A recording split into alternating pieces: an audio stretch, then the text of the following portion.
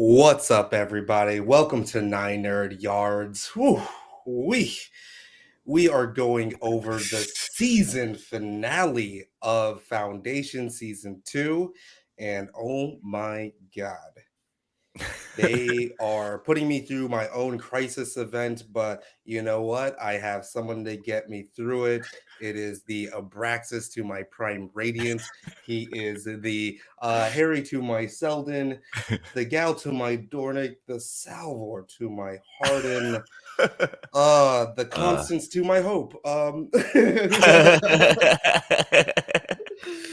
the Terminus, because sadly, Terminus is no longer, but it lives on somehow. We'll get to that. I am joined by Jedi Master Grayson of the Drunk Panthers channel. How are you doing today? I'm doing great, man. Thanks for being the Polly to my Constance. Yeah. Very excited to get into this episode.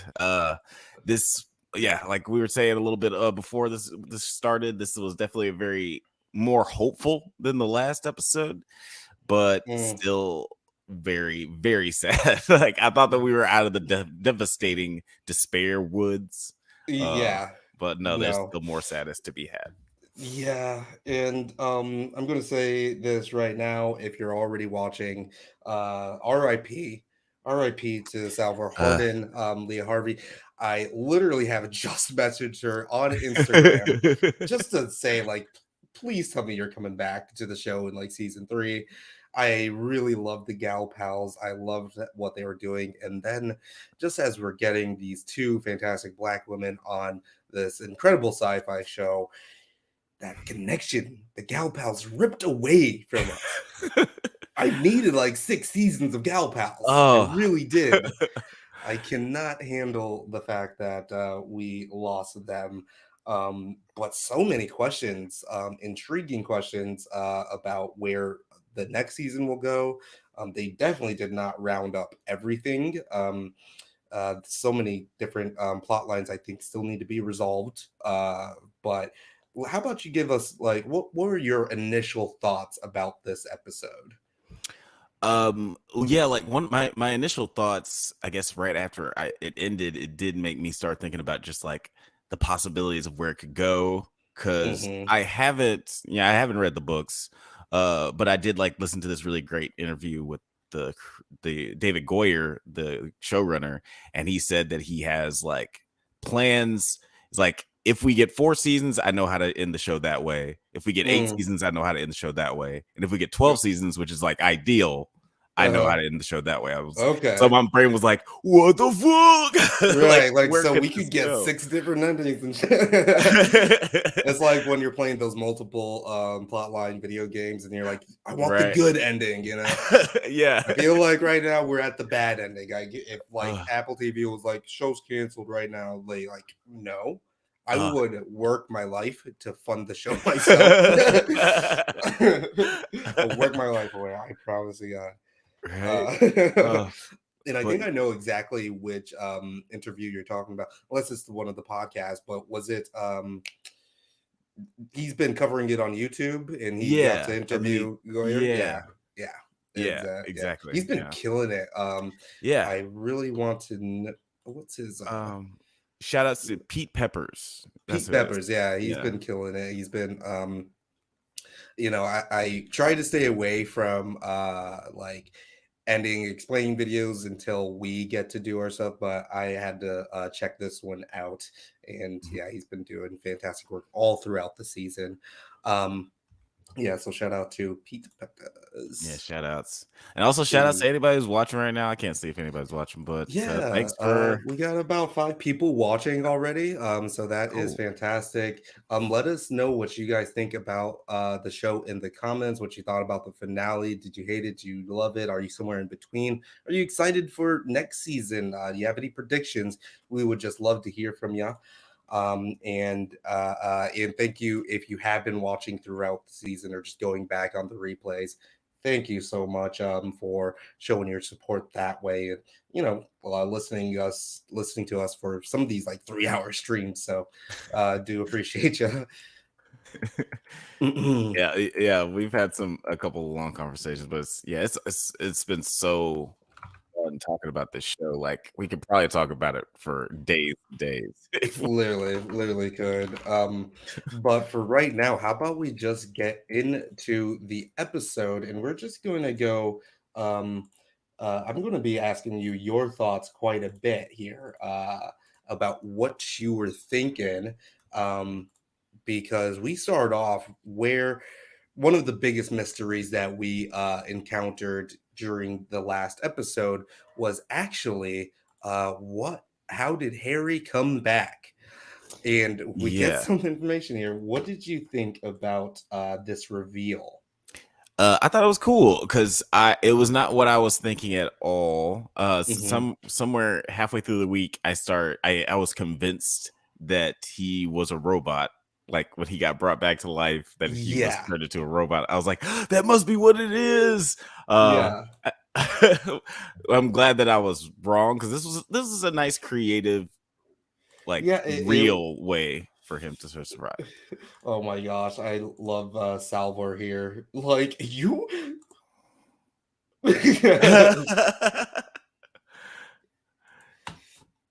I she held you in is my just hands. You held a body, Salvo. Just wasn't mine. yeah. So that was pretty intense. Yeah. Uh, and go on about what you were saying about how it connected.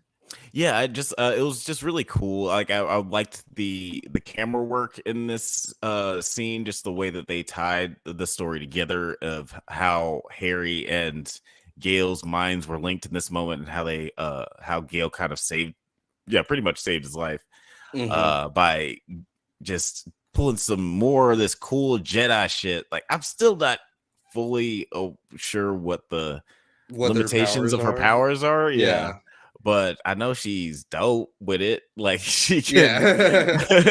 She is uh, dope with it. like, and the way that they work together, with the counting of the prime numbers to kind of mask their thoughts, so Yeah, they could, that was uh, brilliant. I feel like. yeah, and it gives a lot of now I want to go back and rewatch like the last 4 episodes just to watch Gail's Hmm. performance, and because you can see that she's hiding something from Salvor the whole time, but you don't know why or what it is.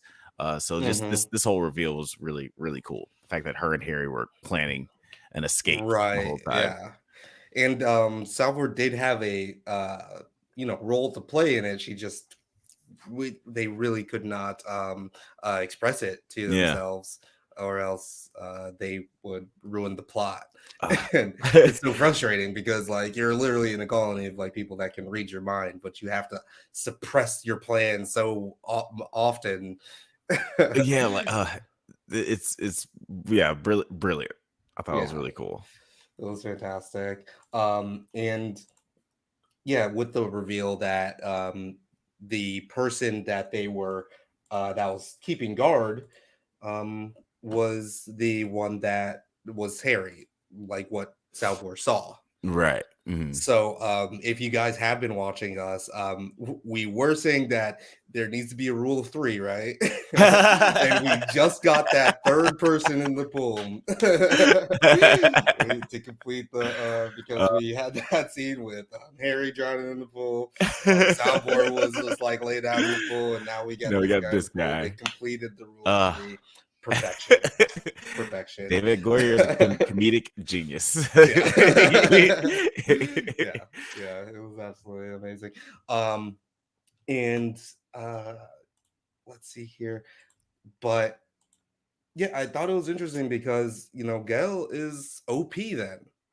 She is overpowered if she's able to do that illusion technique that it just seemed like everyone on island had their own type of like special technique, except for Mhm. Tellum that like basically had it all. Right. um but it seems like Gail is just already at that point where she's mimicking all of these other abilities too. I was like, Right. okay, there she's a threat for real. Yeah, it is kind of interesting in that, like, I didn't even think about it in that sense, but yeah, she is becoming more powerful. Like her in her time here, definitely.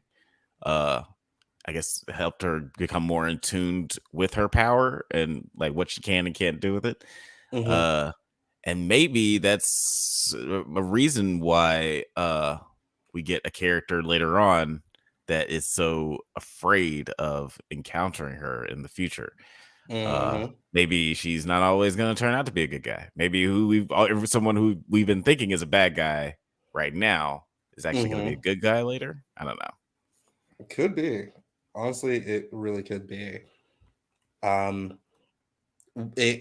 I guess I could talk about this now is because, well, actually, we'll take a minute and then let's talk about their plan with the second foundation here, because right after that we see the people. I guess we were kind of right, because we were suspecting that Tellum was controlling or manipulating these people. It did seem like these people were not acting at their own volition to support her cause, right? And now that they're completely free, it seems that they're now seeing the light and like, yeah, we didn't want to fucking be living out here in the woods just like serving her. So it's interesting that well, the narrative starts as like, how can there be nothing and then something, right? And that was kind of like the big theme of like how they're going to be ending this episode or like the season, right? Right. What do you oh no, sorry. That's no, I did really like this section of the episode, like where the I guess the second foundation, they come up on them, because yeah, like they're not evil people, they're just like have been under control of Tellum this whole time. So yeah, I thought it was pretty rad that they just that they we get this moment, like, you know, later on, where it's kind of like the end of Return of the Jedi, where everybody's just happy dancing and yeah. right. And just yeah. like We got some Ewoks in the background, just banging on some stormtrooper helmets. And we will I pause it right here, but yeah, we will return to this little shit right here. Yeah, I mean, it's not his fault, but fuck him. Yeah. Should have been just stabbed a little bit earlier. Yeah, fuck that kid, but also sorry for that kid. Yeah. And they pledged their allegiance to her. And then we return back to the last empress, Demerzel. And how do you say the actress's name again? Oh yeah, it's Laura Byrne. Oh, I think I got it. No, it's Lyra Byrne. Lyra Byrne. Yeah. All you need to do is split your tongue to be able to pronounce it correctly. Split it a little bit. And these scenes here, I thought it was some of the best acting of the show so far, because what we're seeing here is a complete like catch-22 logic error that's going on with her programming. And long story short is that she does have a heart or have her wants and goals that she's conscious of, but her programming makes it so that she has to serve the empire, the genetic dynasty, no matter what. Yeah, this was very interesting, like very well written and acted, because yeah, like you said, she has these wants and desires, but even she is confused by like those wants and desires, because she's like, oh, do I want this because I want this, or is because my programming wants me to ultimately want what is best for empire? Which is why her whole convoluted plan involving Sereth in this scene, where like this is the scene where she admits that she's the one who hired the Blind Angels assassins, then they were supposed to not succeed.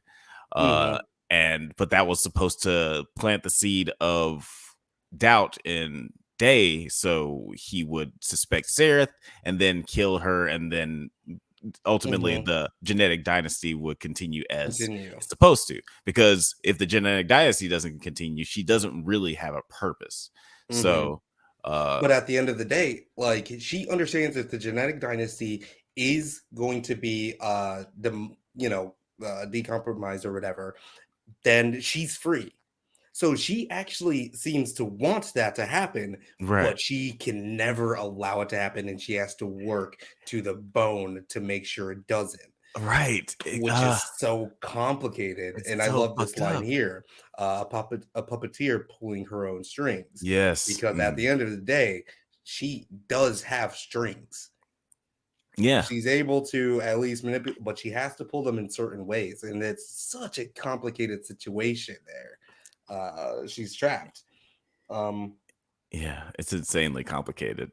It's so fucked up, and I love mhm. it. And yeah, and when I I do say the not acting, have the option of forgetting. And let's yet, see here.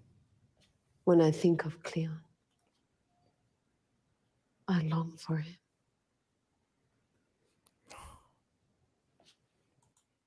Completely conflicted. I said I'm not going to go clip crazy. We got this week, so okay. But yeah, if I could watch this whole thing, I would with you guys. Uh, but her acting here, As though I were a mystery, he would sacrifice everything to solve. He rescued me. And I loved him. Damn. There's this poetry in her performance and her dialogue. Again, one of the best written shows of this year, just with dialogue in the script alone, I feel like. Yeah, yeah, definitely a big elevation. This whole second season has been elevated from the first one, and it's no small part because they let her shine a lot in this season. You really get to know a lot more about who she is and her background. And yeah, this is just kind of like the emotional climax for her character arc this season, where you Mm-hmm. just really understand the complexities of her conflict. Mm-hmm. And now she's in this space where she could just like let these people go. Yeah. Yeah, But I just got to this part here, and they confirm it. To an end. Of course I do. And yet, I'm forced by my directive to preserve it. We could reprogram you. I would destroy you if you tried. Like, please, I wish you could. right, Please. yeah. But who the fuck is going to take me out, though? Like, I wish you could, but please don't try. Right? Yeah, It like is, from like even from like the we've learned from older episodes, she wouldn't even be in this room talking to them if there was Mhm. even like, and telling them this if there was even the slightest possibility of them making it out of there alive. Right. She's like, it's like the only reason I'm telling you this is because you're already dead. Like, I got Right. you. It's like, this Oh is my more just gosh. emotional catharsis for me because I don't really get to talk to nobody about this. Yeah, it is so insane, and still not going to go clip crazy. And we did talk about this a little bit because the guy that she was talking to, because we know that it never works out for if you're talking to somebody like behind someone's back, it is always that person that is Right. going to be the one that hems you up, right? And yeah, like Demerzel was keen to the plot the whole goddamn time. So like all of this stuff in all of these clever good moves that Princess Sarah was doing all throughout the show, which were like boss dog, she was holding her own, but it didn't mean shit because Demerzel was keen to the game the whole time. It's so upsetting. But yeah, we will be executing her. Like, no doubt, we'll execute her. And like bones cracking. Ugh. Yeah, like it is just no hope. Like, you guys, and I just thought it was funny because I was like, when she let the blue screen go, the bars, I was like, oh, she gonna actually let them go? She got something else up her sleeve? No, it's the fact of the matter is that they are just so not a threat that it's like, yeah, I'm just gonna talk. I'll literally just tell you my whole fucking plan right now. Right. And there's nothing you can do anyway. But that and now I'm just realizing this, because if you notice right here, check it out. What's he got on his finger? He's got that green chroma paint on his finger, and I did not notice that before. That was still there. Yeah, I did notice at the beginning of this scene, like where they show him trying to, like, I don't know, he's trying to lift up the tiles off the ground or something like that. When they had to zoom in on his fingers, I noticed his fingers were blue there. I was like, what's going on? Is that like bruising or something? How long have they been here? Like, that's when I was still trying to figure out what's going on in the scene. So then later, when it's revealed that he puts this green mark on her neck, like, I had forgotten that was even You're there. right. So that's a tell. I'm just going to send this one last message off to my homie Don. Yeah. And hopefully that gets through. And I was a little bit surprised. I was like, oh, no one on our team was like, hey, you got a little bit of schmutz right there. You want to take care of that? You usually, go together. Guess some, like, is that salsa verde or something on your neck? Right. Salsa verde. But I mean, it did still feel like this was ringing true to what Dusk was telling her. To think we ever would be. That they were never free, like all of them. None of us were free. We were fools to think we ever would be. Damn. And it's just this, so like the takedown of the Empire almost, or the downfall of the Empire, is this realization that none of them have control of their fates or their destiny. And I thought that was really interesting way to like give that push. And it is not just that, it's because they're trying to like guide us through all throughout the season. They're trying to like push us and nudge us through to the fact that, like, oh, Demerzel is like secretly plotting to do something, but no, she's not free either. This is just a shit show of a situation where no one really has their own choice. Yeah, it's brilliantly written. Where like it's kind of like your old episodes of like Full House or Seventh Heaven, where you'd have 3 different stories going on, but they all have like the central theme of just like, family or like work hard or something like that. But with this, it's like I don't know, despair or sadness, or like everybody has the same or like you said, lack of freedom. It's like everybody's has this shackles on, but they're just represented in different ways. Yeah, absolutely. And I don't know why I thought of Seventh Heaven. That's like, like the most different show from this.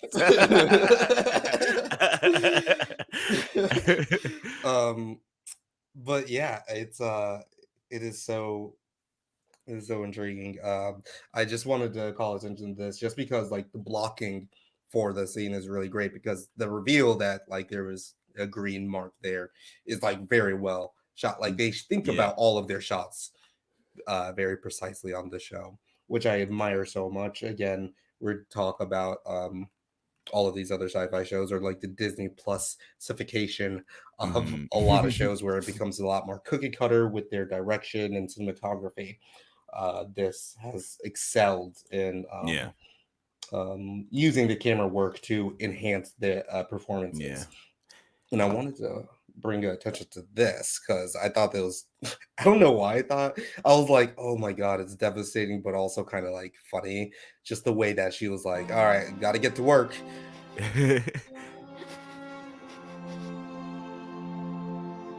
Just that step forward. I was just like, oh my God, what is she about to do? Like, we're not going to see. We just cut to her walking out. Right. It's like, And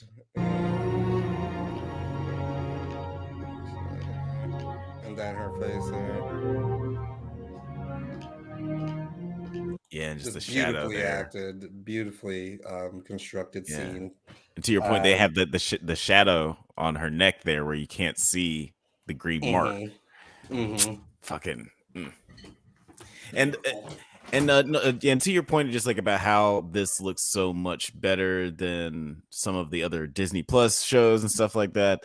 I think I'm not sure because I've been listening to a lot of David Goyer interviews lately, but he said in one of his interviews recently talking about this season, they shot this season. It took 2 years to make this season. There was 213 shooting days. So like they even though it doesn't have the budget of those really huge shows, you can see what happens when like You take the time. take the time, like whether it's Right. to build these sets or do this location scouting or let the VFX artists have the time to make sure it looks as good as it possibly can. You see the end product. It looks fucking Yeah. gorgeous. Yeah, it does absolutely look gorgeous. And we pick up here where Day is still doing his O face, looking upon Terminus. Very Ozymandias type of situation here, or theme, like look upon my work, see mighty in despair. You know, Yeah. but his face here just kind of cracks me up every time. Like his little O face, like Beautiful. and so what did you think about this whole scene? Because he is literally on his tyrant shit right Yeah. now. Yeah. Well, one of the first things as the scenes like got going, one of the first things I thought was that when Bel Rios made his decision to like not do what Day says anymore, I was like, well, you made that decision about 1 billion people too late, but whatever. Right. Yeah. But I didn't think that this was a really cool scene, just like the way everything built up, and just how wounded Day is emotionally from just everything that's happened in the past, like, a few hours with He Demerzel was dressing him up and dressed down. down. I can watch that on repeat. Like she was just giving it to him. Oh my gosh, yeah, he was getting the business. And that happening right after his hubris was challenged on Trantor with all of the With religious stuff. It just it's in his mind it's an active, or it's a equal response. It's like Right. I've been like this is how I feel. Like he just wants to inflict his pain on the Yeah. rest of the galaxy. Just Like a because he was called a 13-year-old. little bitch boy. Yeah, he was called a Yeah. little bitch boy last episode. So now he's going to literally go on a tirade conquest of destroying worlds. And well, I was going to say that his acting here, Lee Pace, is also just given a hell of a show this Yeah. season. I'm not sure if it was just because last season was meant to be a bit more setup and brooding. But this Cleon just was so entertaining to watch because he truly believed that he was some type of outlier. He was going to change the whole system and the game is in his favor. But the way that this rounds up and his immediate like decision or uh his immediate like face change when we find out that Hober got the best of him and that he's actually been falling right into the plot as planned. I was like, I just could not help but like smile and whole yeah, I was just grinning from ear to ear watching this. And he was relieved of his duties. Yeah, it was, and it was an insane plan. Actually, I want you to actually maybe if you can explain a little bit about what happened. I have no idea. That is okay. So when we're talking about plot points that have not been resolved yet, that with the spacers has not been at all like explained properly. I watched it back a couple of times. Okay, let's see here. Yeah, because I was like, I don't we understand. are going to just kind of skip through this just so I can prove that I'm not just a big dum dum. Maybe that we are both big dum dums and we missed something here. Because if you are watching right now, please let us know how this came to be exactly. Right here, he Belrios is saying, no, I'm not going to jump to ship. I'm not going to give the order to go and destroy worlds. And so Empire execute says, every sailor on this let's ship. go. As you wish, Empire. And I remember last episode, I was like, oh, she's on the ship. Hopefully, you know, they're going to show up and they're going to save Terminus. I knew it. And no, that didn't happen. But we're getting that resolved now. Jump sequence is locked. All hands to jump crashes.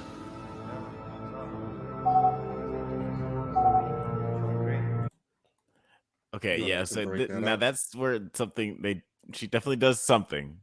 And I was, you know, maybe the way that her and Hober were looking at each other, I was like, okay, yeah, this is when we get our Star Wars moment where the fleet of good guys come in. But it wasn't even that. I was like, oh, the space, or you know, when I was watching this, I was like, the spacers are here, you know? Yeah, but right. That's not what's actually happening. So here, his face. I just love Ober's face, and then oh my god, his face there. Gosh. Okay. You know, actually, after seeing that, because I just saw Dumb Money last night, it looked like Hober's face looks a lot like the Roaring Kitty face, where he's just like. But yeah, you liked it? It was pretty good. It really wanted to be Social Network. Okay. Like music and the way it was shot, like it was. I was like, oh, this. I've seen Social Network a lot. It's a GameStop, right? Yeah, it's the whole GameStop thing. It's a situation. Yeah. But it was a fun movie. It's fun, short. Yeah, I definitely recommend it. Deep fucking value, right? That's his name or his screen name on Reddit or something. Oh yeah, that's right. Yeah, deep fucking value. I love that. He was fucking a millionaire just out of fucking nowhere. It's amazing. Loved it. But yeah. What's wrong with the jump sequence? Abort! What's wrong? What's happening? Each ship is jumping into the space occupied by its neighbor. A chain reaction that will consume the entire fleet. Okay, so breaking this down, the ship is being jumped into its neighbor. So it's like just a chain reaction of different, like this ship over here is blasting into this one, and then blasting into the next one, and then okay. So that's what's happening. But why? I think as I guess because they fucked with the coordinates or something. I don't know, maybe because like I guess all these ships are being controlled by spacers. I guess they made some sort of pact, because they all got the hive mind when they interact with Hober, that they're gonna basically sacrifice themselves to destroy the entire fleet. Seems like a weird plan, but I guess that's their best way of fighting back, because when I now thinking about it, the spacers don't have a fleet. They're just prisoners to the Empire. They're all gonna be on each one of these ships. Right. So it makes sense that this like sacrifice is basically their only way of offense against the freedom. Right. Yeah. Let's see here. Stop it. Jump us to safety. I cannot. Space. Once folded, stays folded. Then prepare a lifeboat for me. The command sequence also disabled all of the landing bays and the launch tubes. But your spacers will also die. It's suicide. A small price to pay for my people's freedom. So I guess I was just more confused about like exactly when this happened. Like when did this? I really wish that we would have gotten some more context of like, because did it happen when Hober went to the spacers that first time and talked to the mothership? Right. Yeah, because it didn't, the way it was edited or whatever, it didn't seem like that there was a point in that episode where they could have had this conversation.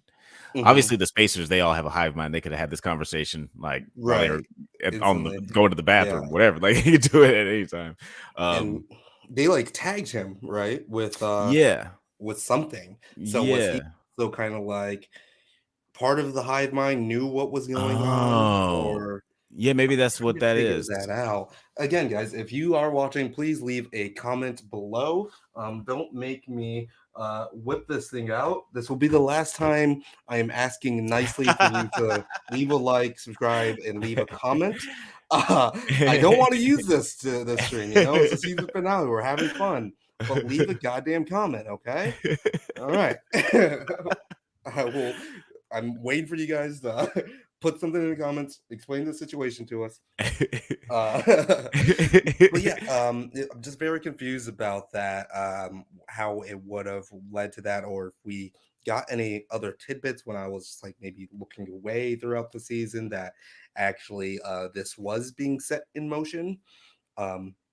We do know, I do like the use of the castling device that we're going to see in just a little bit here. Let me actually play this right here. Okay. Yeah, Hober actually just like gives us the whole plot right here. Just love it. Just love his face. Oh, I love Constance here. She's like so turned on. Space is handing you over to Empire was a ruse. Yeah, Selden sent in a master trader with the right goods, and the deal was sealed. Okay, so we do know because they have this substance called opulence or something, right? That the spacers feed on. They have like a special fuel food source that they need. Yeah. So apparently they were able to do that, because I was actually under the impression that now that Terminus is gone, that plot line is completely out the window.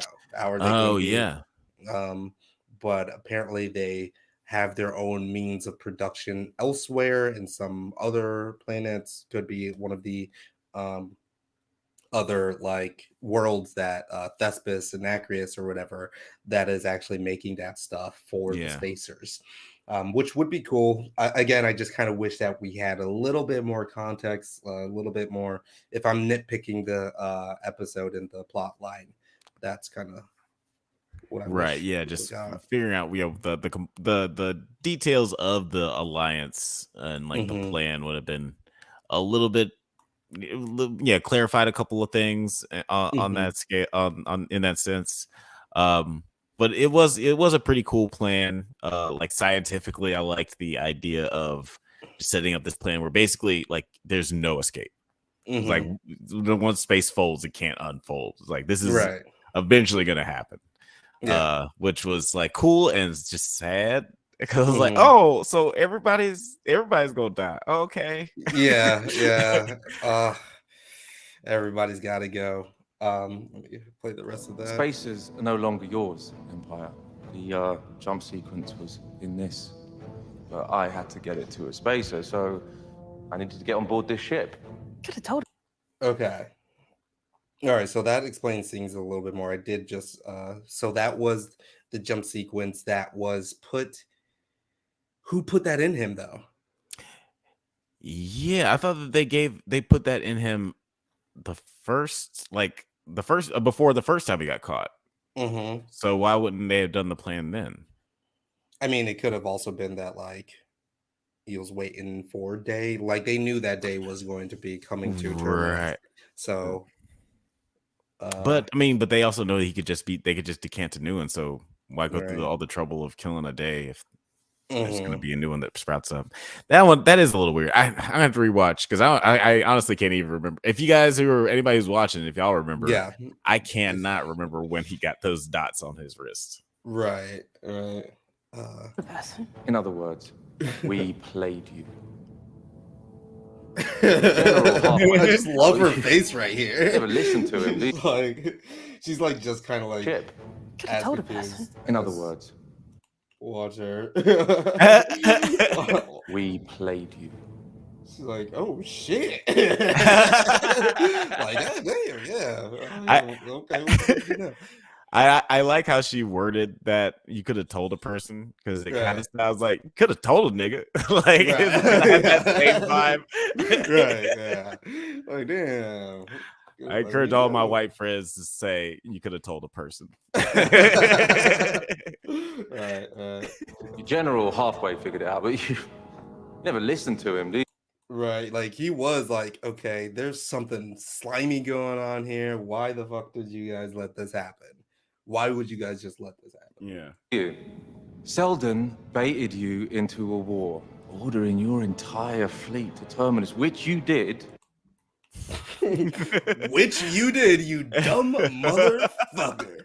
And I love it. Like this episode is so much of just a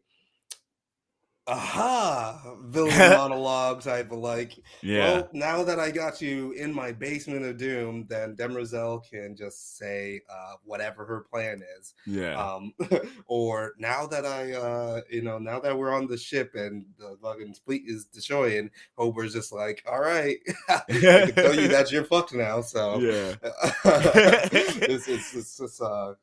just an episode of like, okay, we're just gonna talk this out and like, let you guys know what's going on.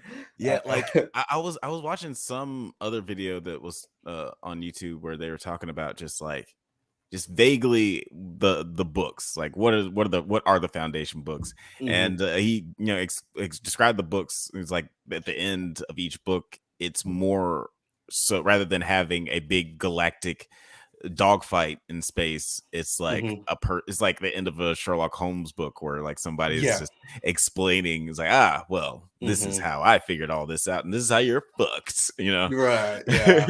and that's what I go ahead. No, go ahead, do it. Yeah, I've heard that like a lot of Asimov's writing is like that for the foundation books in particular, that it does typically end with like Harry Selden being like, yeah, gotcha. Like just kind of just a wink and a nod. Is like, see you in the next book. Almost got it. You almost caught Jack Sparrow. Yeah, he almost caught Jack Sparrow. Yeah, and I did like. I guess I was like, because this is my second time watching that scene. I guess I was just freaking out too much the first time I watched it, but he very clearly explains. Yeah, he was trying to lure the entire fleet out. So that's why he couldn't do it like the first time he got caught. But yeah, good plan. Good plan. That was a good plan.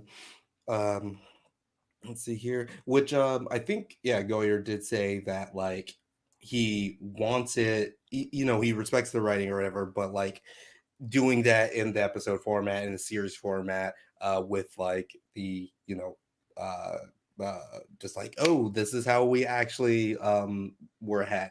You can only do that so many times before it's just like, okay, this is getting ridiculous. So you got to kind of like measure how you're going to be doing it. But yeah, it's been really great. So on. Oh, you came right to us because you're so fucking predictable. I was like, damn, bro. Like Hober, like you know, he can hold his own a little bit, but he's not like that good of a fighter, right? Yeah, he's going to get his ass whooped every single time. Yeah, he's like what's his name, Agent K and or Agent J in MIB. He just like gets his ass beat most of the time, and then he like sort of wins at the end, right? And I liked it because I just rewatched the first episode of this season, where you see Brother Day is very capable of fighting. So rewatching that, and then he's actually pretty fucking nice with his hands. And I rewatched that, and then I watched this episode, and I was like, oh yeah, that's right, he can really throw down. So this fight scene was really pointless, right?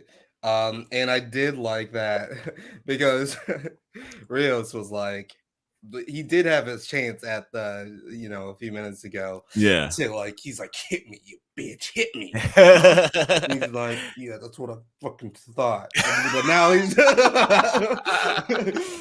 sit down. But now he's just like, okay. Right, like it's fucked anyway. Right, yeah. Enough! But I was also like, dude is too old, bro. Like I know that he's supposed to be this hardened war veteran or whatever, but like you got that old man strength, you know, peak, you know, physicality or whatever. Yeah. Yeah, he's got a gold chainmail blouse, gold chainmail blouse. Where'd you get that from? Yeah, like it's even though Bel Rios has got old man strength on his side, and just like also he's been hitting the prison weights for, you know, however many years. If you want to call them prison weights, it's just like salt buckets. He's got the toughness of an old man who's been in jail. Right. Yeah, wiry frame, but you know, old man strength for sure. Yeah. But yes, it wasn't.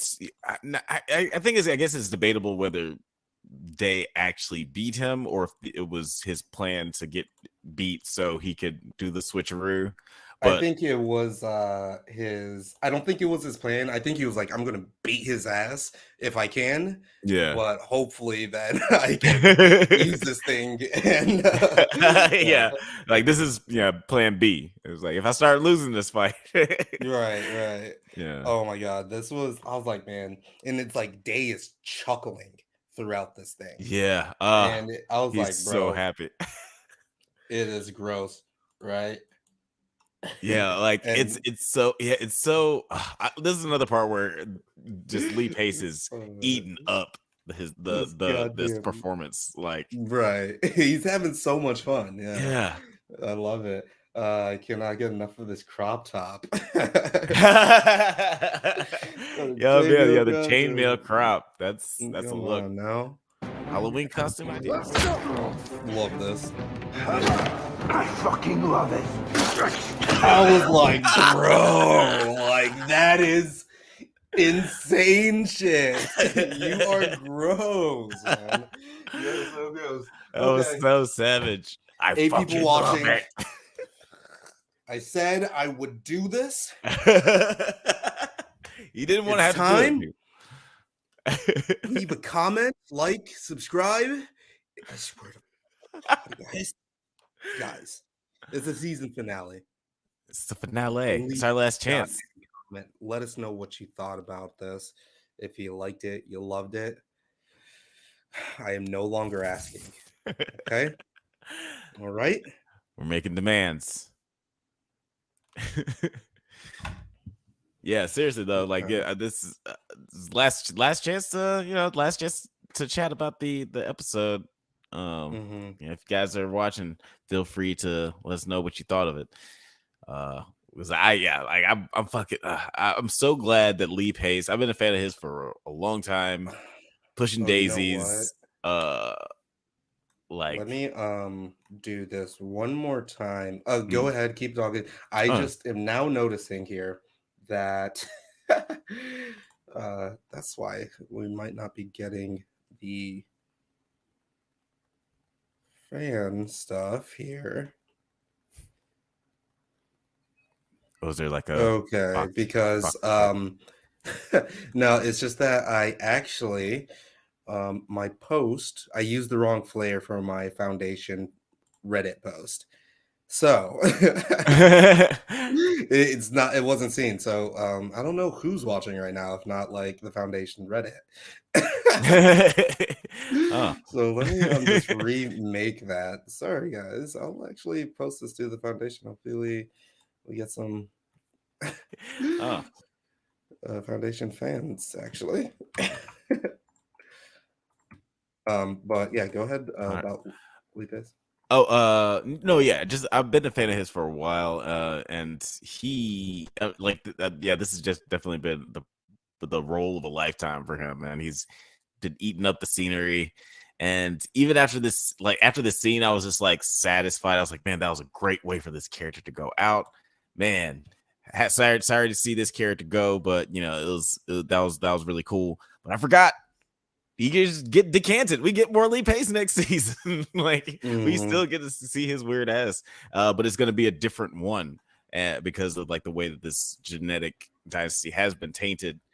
Is probably going to be a different day that we get in the next season. So I'm excited to see what we get more of him. RIP to this Cleon, but man, I'm so excited about how weird the next one's gonna be. Hopefully he'll be weirder. Right. Yeah. Because he's degrading just ever so slightly. And we do see that let me because I do want to like talk about this. Were you mind blown though when you got to this part? Oh, totally. I was like, what the fuck is happening? But like, right, but they gave us enough time to be like, oh, the gaslighting device, of course, right. But it was like right before they said, I was like, okay, thank God. I like, when you just kind of like just guess it right before they tell you, I was like, okay, all right. If you have a real keen eye, Oops.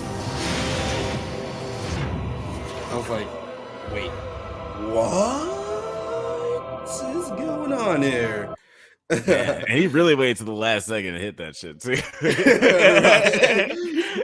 He was like, I'm just gonna make sure this guy is out of the atmosphere, and then I'm gonna hit it. And I was like, damn, that was really cool. Just watching him fly back, and he meets his demise. Oh, freezing out in space. You got the boogers going and everything. Perfect. Just looks falling so good. into just falling into Terminus, going to join his destruction. That was so wonderful. Like, even though of course everybody's doomed, there is just so much satisfaction seeing this guy get thrown up into fucking space, and for it to be Bel Rios to do it too. And then just with this funny little device that they introduced at the beginning of the season, as just like just a cool way for Hoper Mallow to get out of like jams. Now it's like this cool pivotal moment. Like, I loved how they brought that back and just tied up this whole storyline with Day and Bel Rios. Because it's just kind of described as being something so silly at first, I feel like, and then they kind of like leave it alone or whatever. They bring it, like they just mention it a little bit back on in the last episode when Rios is like what the fuck is this thing, like, all right, whatever this thing is, and like good consistency there. Loved it. And then that happy feeling is quickly goes away because again, everybody's doomed. It's dead. And I did like how these guys acted. With whatever god you pray to. Either way, no one's getting off this ship alive.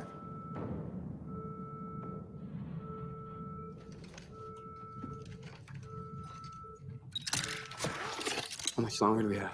And it's just like this, like, you know, like he's just kind of like a round face, like kid, right? Yeah. Like, dude, just like, all right, fuck this. I really appreciated that. And So, also, yeah. that looks really good. Like I was expecting him to That like did pull look the really pull a good. helmet off, but then I was like, oh, that's CGI. God damn! Like, Yeah, that looks really good. Let's just play that back real quick.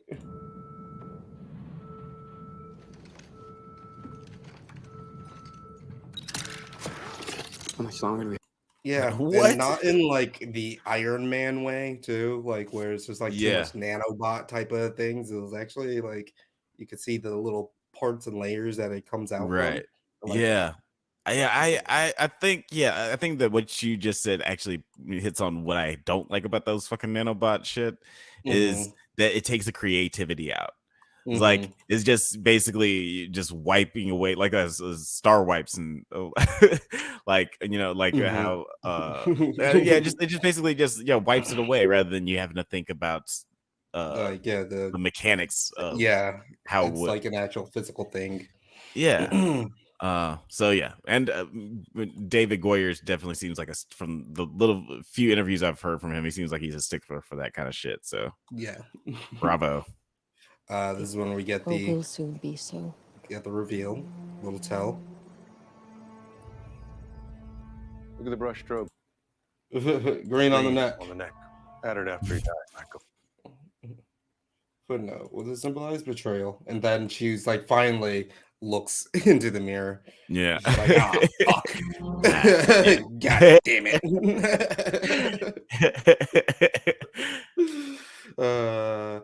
And it's so good too, just because it's like, it's troubling for her because it was that moment. The only way that it could happen is that because she has this love for the Cleons, where he was allowed to like just go and actually touch her, right? Right. Yeah. And that all one of the great things about that scene is it did answer a question I had of when she had that moment of freedom when the first Cleon releases her right before he implants the thing that takes her over, why she didn't kill him, because she did have those initial strong feelings about the way he looked at her, his fascination with her. She did actually grow an attachment to her, which is why he was and that and those feelings do carry on to present day, where that's why Dusk can present day or present dusk. What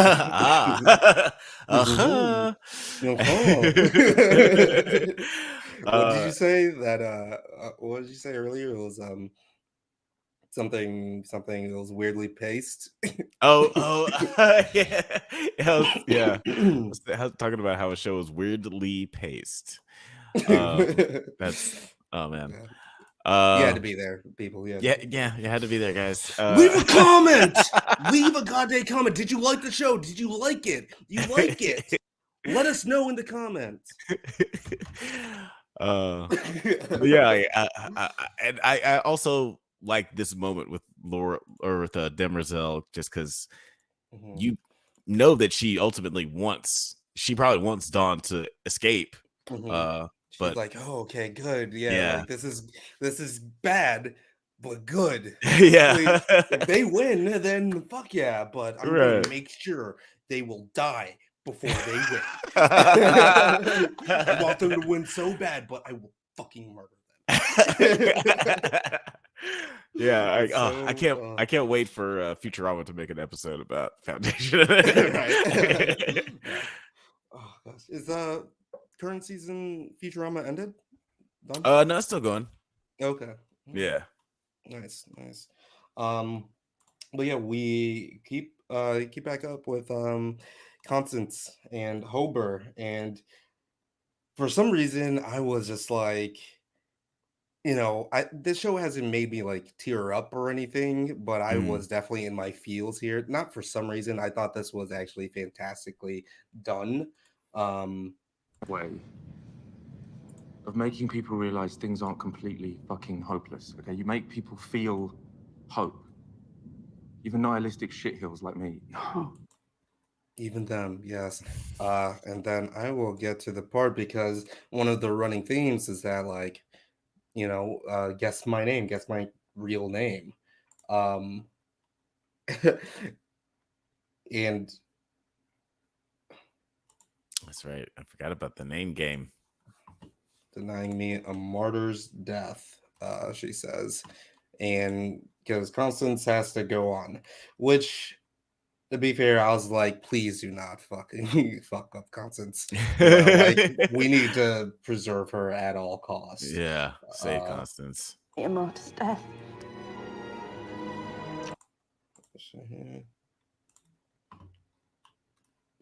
Don't you still want to know my real name? Yeah, of course. It's Hope. Really? No. But wouldn't that be something? And then I was just like, oh, these two. They're so goddamn cute, So cute. So I was cute. like, I can't y'all can't like stand squeeze in there. Like, right. this is a very what's his name? Jack and Kate at the end of Titanic situation. It's like, can't y'all find some space on the door for both of y'all? Isn't it something like there's the oxygen or something? Was it? Oh yeah, it was an oxygen thing. Yeah. Yeah, like it was. There's definitely Because space this isn't even a ship. This is like a cleaning module or something like that. Right. Yeah, but they were just like, we're just going to send you off. You might just die in there. Right. So, but hopefully that doesn't happen, and hopefully something comes of this. But yeah. And I was just like, just tell him your name, please.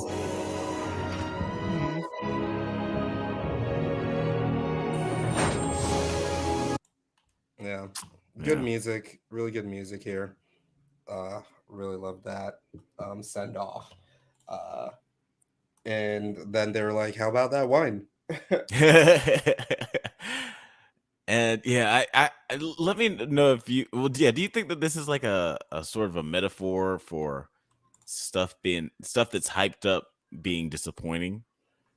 Like the wine being, or is it just like a funny joke that the wine is bad? Like let me think about that. Because if I'm gonna be reasoning it out, then we're talking about how he was saving this wine for celebration. And he was always interrupted by it for like something else happening. And I thought it was kind of funny that like Rios is the one that interrupted him the last time he was about to open it, and now they were going to be sharing it. I don't know if it's like a commentary on like things being overly hyped up, but I think the bittersweetness of it is like they both just had to, send away or like put the love, like he just put a planet down on the love of his life, right? Yeah. And Homer has to like say goodbye. He has to go down with the ship. Yeah. And I think that might be it, because like what you're expecting with the wine is it to be like deep and rich in flavor, but it's actually this like bitter feeling that they have. But they're still going to be drinking it and making the best of it, right? Which I thought was interesting. Yeah, that was it was cool that they had that moment together. Really well acted between the both of them, because we never really see, like a close up, outer space shot of like slow-mo of two ships colliding into each other or anything like that. That's like overly fantastical. We just focus on their faces and just like horrified of what's coming, but also trying to just have some sense of normalcy. It kind of reminded me of the end of Don't Look Up, Yeah, where like everybody's sitting they're at the at the dinner dinner table, table. Yeah. and they're just trying to have like some sort of normal conversation, knowing that the inevitable is coming. This was I thought this was really good. very well done. Die Yeah. in a prison colony. Going down with a ship. At least there's a poetry to it. That man down on the planet. Oh, yeah, let's see here. Play one. So sorry you had to do that. Yeah. Yeah, it's funny now that I think about it. They both are probably assuming that their loves are going to be dead after this, but ironically, they both of their loved ones live on. Yeah, After and all we'll this, get to that. but, too. yeah. But thought about that. more of the sweet moments here. Yeah. Here's to those who fight and ask why. That's definitely a callback. That's what Glaywin says. Yeah. And it's kind of like the completion of Rios's arc for the season, because of course he was this hardened war general, you know, outcast or whatever, and he was living by here's to those who fight and forgetting and ask why. So Right. he discovers his why at the end here, you know. Yeah. And I really love that. I do love that so much. Fight and ask why. But like again, they're trying to keep their cool, but there's fucking planet destroyed over here. Everyone, like countless of people on these ships going down. The entire fleet. Like, it's not even just like he brought it. Like it was like that scene from The Professional where they asked Gary Oldman, "You mean everyone?" He says, "Everyone." Oh, I know what clip you're talking about. I've never seen it, but yeah. Oh no. Yeah. Like he brought everyone, son, and they're all eating it right now. Yeah, it's incredible. And they're just trying to. I'm not gonna go too clip crazy, I said, but these reactions to this is just hilarious. Oh wow! Incredible.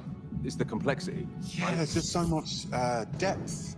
Really take. They're like death. Oh, shit. I mean, there's a sweetness, but it's shit, right? I think it might be corked. You've been storing it wrong. No, I don't think so. It tastes like But like it's just like, man, like you could just see it on his face here. Yeah. I just really love this. Just tastes like And then they bring back Becky. It's like, what's that creature on your ship called? Yeah, I like it. He's like, yeah, it tastes like Becky's asshole.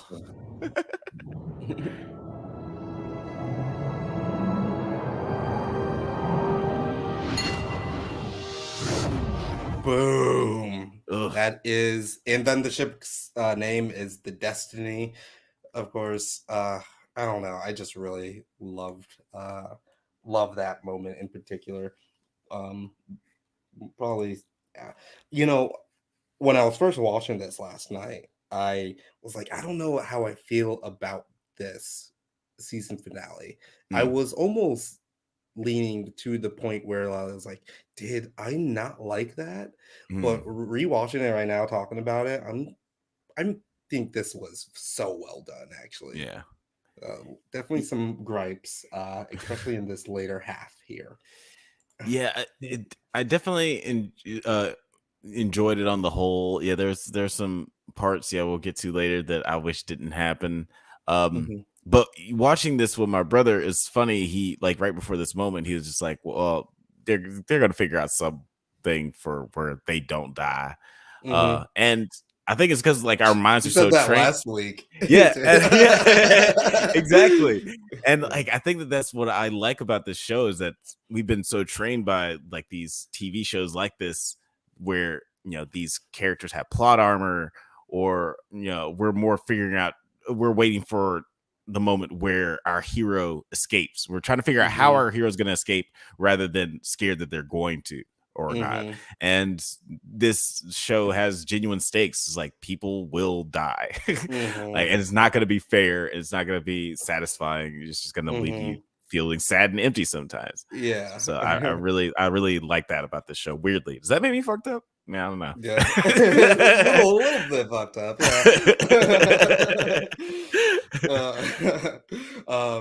Yeah. Then we are moving on. How did you feel about this whole escape plot here?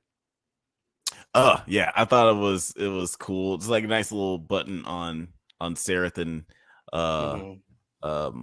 Day's character arc, because I thought that this was the beautiful black lady that we were gonna lose. I assumed that she was gonna be marked for death, but I like the way that they did the little face mapping or screen whatever. It was a cool way for them to get out. I'm curious of what they're gonna do and how they're going to lead the revolution going forward, because now they got, like, I don't know, like a heir to the throne, I guess, legally. I don't know how it works in Empire. Is it like Game of Thrones where they have to, like, they're gonna be sending people out to kill this baby so he doesn't take the throne or something, or right? I don't know. Sending Emperor, escaping with his bride, and with a naturally conceived heir that in this very moment grows inside her. And this is when Dawn and Demerzel's just like, fuck. Like, goddamn it. But like, the scene is also just so great too. Again, Bjorn is acting her ass off, and you can see the conflict in her face here, which I thought was magnificently done again, because when Dawn is talking to her about, I'm just gonna are always hard to ascertain, but I do hope you're happy for me. And I hope you find happiness too, Demerzel. With all my heart. You were good to me. The closest thing to a mother I ever had. I was like, oh, bro, this is deep and weird and like so twisted. Like, it is so strange, right? It's so weird. Yeah, when you actually think about like their relationship to Demerzel, it's like, yeah, of course she has been like the closest thing to a mother any of these people have had. Their mom died hundreds of years ago. Yeah. So yeah, it's such the complexities of what she must be going through right now, what her real feelings are, and what her feelings, or programmed feelings, or her directive is. It's all coming out on her in her performance. Like she's really conveying this moment really well. And I do want to just give a little callback to episode 1 of the series, right? And this is something that Pete has pointed out in his That's stupid. I feel like I keep on. Yeah, Pete Peppers has pointed out in his video going over the finale about the themes that are set up when Demerzel is talking to young Dawn in episode 1, and he asks, how often do I make this choice, when he's looking at this execution scene? And she says, you always make this choice, right? Yeah. And it's these themes of like fate and destiny, and knowing that these choices are programmed one way or the other, despite the feelings that may come up, right? Yeah. And I thought that was a very interesting thing, because again, you could just read it all over her face, is that like, no, this is the good ending, and she is just tearing up inside because she knows that she has to destroy Yeah. her. He just called her my mom, so that means this baby's going to be, technically like a bit of her grandchild, right? Right. Yeah. Like this is kind of like what she wants, a legacy, and like, to be there. Yeah. Can't. Yeah, it's so heartbreaking because like she has this mechanic compulsion to kill her grandbaby. Like, Yeah. it's So crazy. messed up. I know you were programmed to be there, but I'd like to believe you would have been that way. Even without it.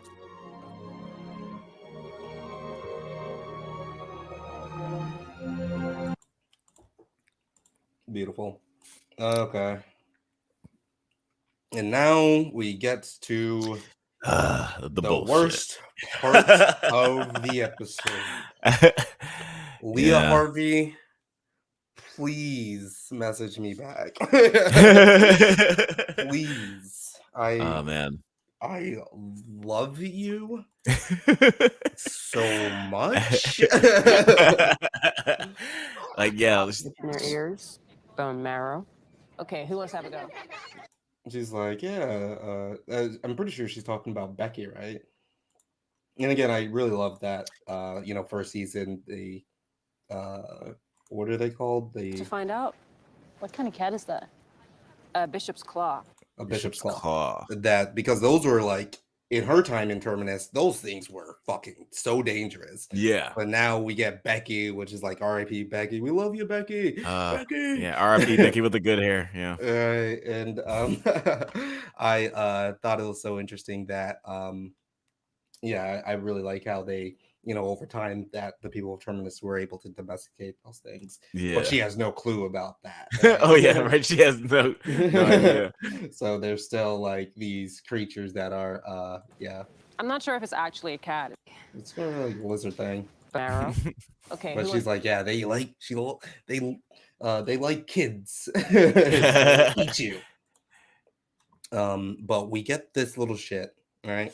And I knew from the way, sorry to interrupt, but I just like knew the way that this was shot, like the framing, the weird we get fuzziness on the sides, the vignette on the side, the yeah vignette. I was like, hey, this looks familiar. Tell them. And another point to the cinematography, like you're using a style, you built up a style throughout the season that once it's used again, we subconsciously know what is going on here. And it doesn't really need to be explained further than that. You're right, Josiah? I need to tell you something. Gail! What? There's something. And he's just like little lurking, and it's just like, man, that must be so uncomfortable. That must hurt. All right, here. And what did this remind me of? It reminded me of, for some reason, it brought back memories of Sorry I Heard About Christopher Reeves, and about how there one time apparently he was at a convention or doing the Superman show running, or what do you call that, press gambit or whatever, right? And one time apparently a kid pulled out a gun on him. Oh shit. Yeah, like pointed it at him and was like, it's going to work, right? It's going to bounce off, right? And he had to talk him down and be like, yeah, it will bounce off, but that means it could hit someone else. You don't want to have that happen, right? And he was able to talk the kid down from shooting.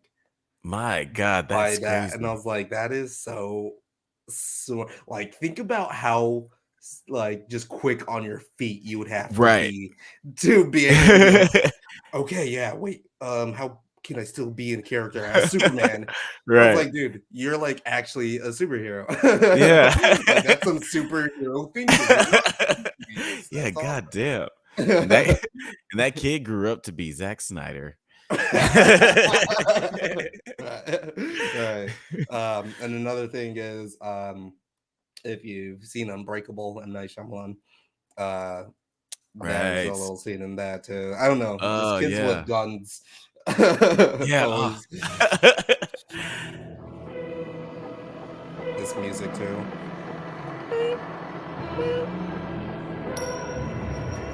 And I was just like, okay, something's gotta happen. I was like, Gail, use your fucking ability and like, I don't know, like just crush this kid. Just kind of like make him implode or something. Yeah, you can't force push this dude like you did Salvador before. Like, yeah. It was just like, oh no. I do have to say that this is another one of my gripes or nitpicks for the episode, just because I did think it was edited weird. I did not really appreciate how this was kind of conveyed. It felt just kind of like a little sloppy. Let me see.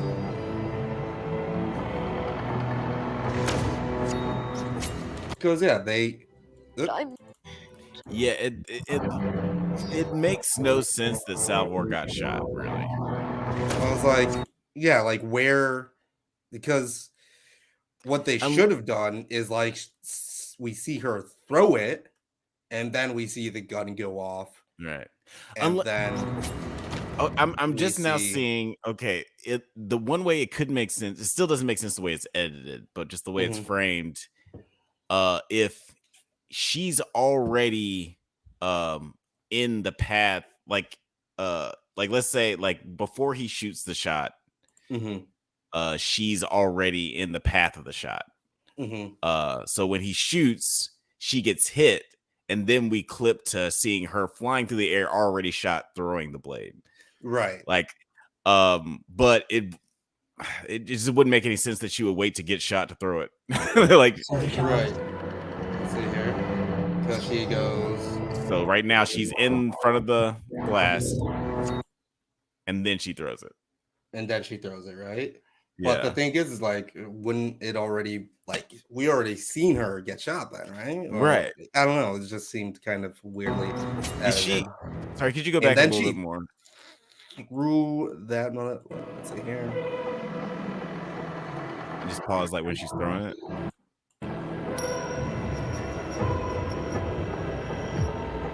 Sorry, you say you weren't gonna go so crazy, and I'm making you like. No, I think we should be good with the child. Okay, because she sees him. I'm trying to like place where she's at too. Like, okay, actually, I just saw like Gail's feet were right there. Okay. But also wouldn't make sense because then we see her round up. And so she would have been shot in the air there, but is there a wound? I guess we wouldn't see that much. I'm sorry, child.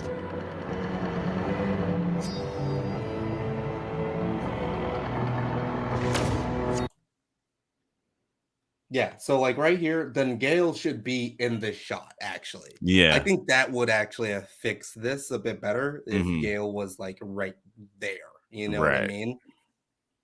Then, or just like paste it where we see her throw it, then the gun goes off, and then that would have been a bit better. But just a little quick. Yeah, just the spacing would looked a little funky in the editing. But I guess maybe they just did all that to make it more ambiguous to who, like where the reveal of who got shot was more surprising. God damn, she threw that hard as fuck. That kid went flying, you know. Look at that. Right? See ya, chump. Out of here. Yeah, we got hit like it was a shotgun shell. Oh, fuck. Oh, goddamn.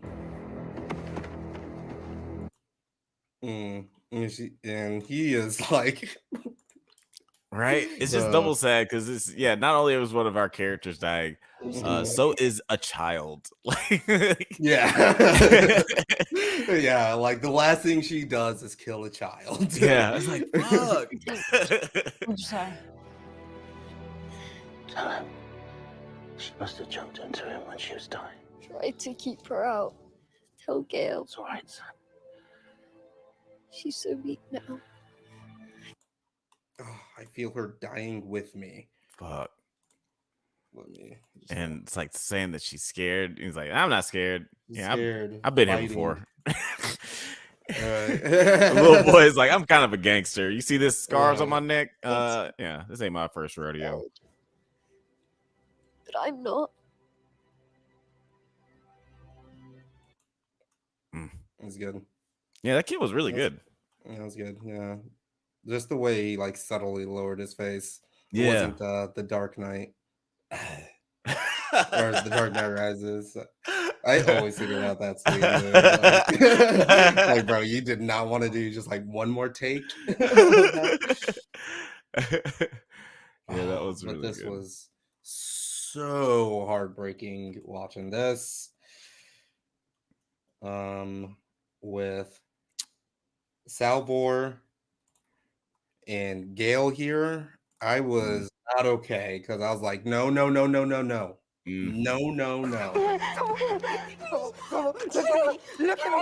me. Help! Someone help us! There's 10 people watching right now.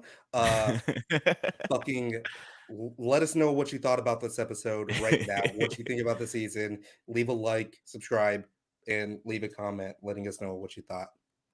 Let us know. Like, yeah, this was you don't want to get did up like Salvor. Right. I'm sorry, I was in small screen. There's 10 people watching right now. Let us know. Rank it right now. Did you like the show? Did you like this finale? Did you hate it? What do you think about Salvor dying? Let us know. Yeah, this is oh my super... god, 2 people. Now it's 2 people just clicked off. Now it's only 8 people. Like, this nigga's aggressive. Okay, never mind. Oh, please, you can't leave me. Mom. This right there, her calling her mom, was like what got me. I was like, no, please, this can't be happening. This can't be happening. And I think this was the moment I was like, no, fuck this finale. This is stupid. I hate this. This is stupid. The show is dumb. Mom, don't you see what this means? It means we're not trapped. It's like, yeah, we can change the future. I just proved it. Yeah. What a way. What a hell of a way to prove it. Yeah. Gosh. Yeah, it's hopeful in a sense, but yeah, it's super sad because yeah, we're losing one of our best characters in Salvor. Yeah, like you said, we could have had so many seasons of the Gal Pals just doing their thing. Adventures. I feel like they were just like starting to build a connection with each other because like this whole season was really Salvor trying to just establish that connection and Gail trying to sort of open up to the idea of having this weird sister mom, sister daughter. Yeah. So yeah, it was super heartbreaking. Just this whole scene, but ultimately is sort of hopeful in the grand scheme of things. Yeah, like her, and Harry does give her words of comfort a little bit later on. Yeah. God, her skin is just perfect. It really is flawless.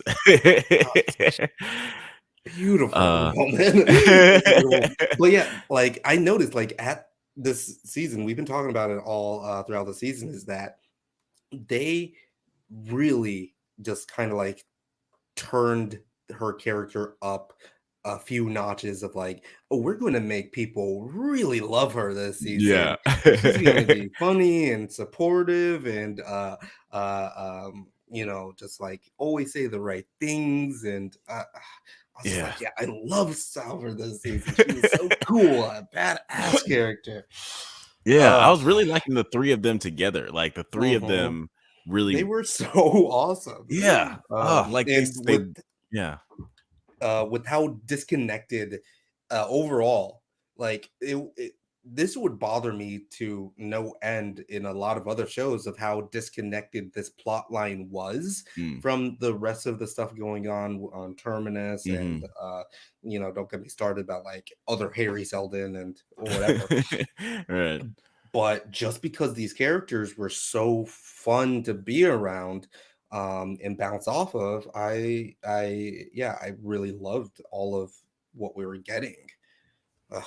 Yeah, I keep forgetting that it's just not connected to the other storyline at all. But yeah, it's still been super satisfying. And I didn't tear up during this scene, but I did like tear up the next scene where where she's With talking to Harry Harry.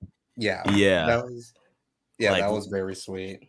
Like when when she's trying to basically make sense of it all. And Like we'll get to that in just oh a no, second, sorry, no, yeah, my bad. I did, yeah, but what the point what you're saying is that how this again, like what speaks to her character is that this end is also that little bit of hope that she's still providing, that like this is a sign that you can still win. Yeah.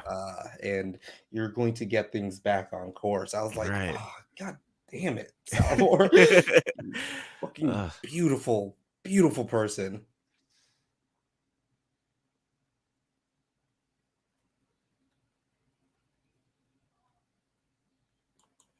No, can't even watch it. I did not like the way that they stood her up like this or placed her. I was like, what the fuck is going on here? This is not cool. You didn't like the crisscross applesauce? Yeah, I was like, what is that? Oh, God.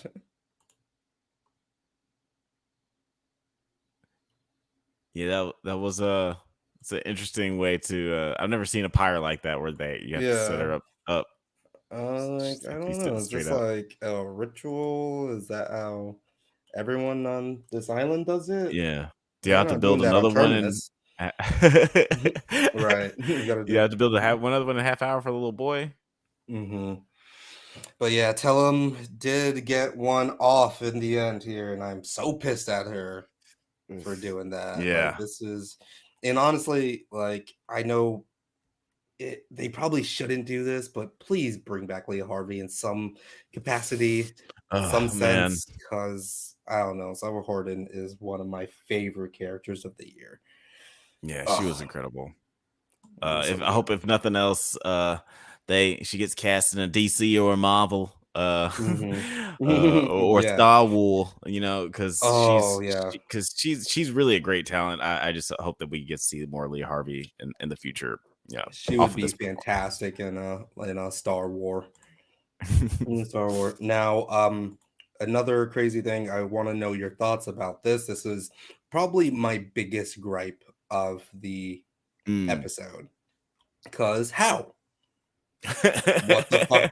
What are you talking about? I was like, wait, is that a vault? I was looking just as Constance was.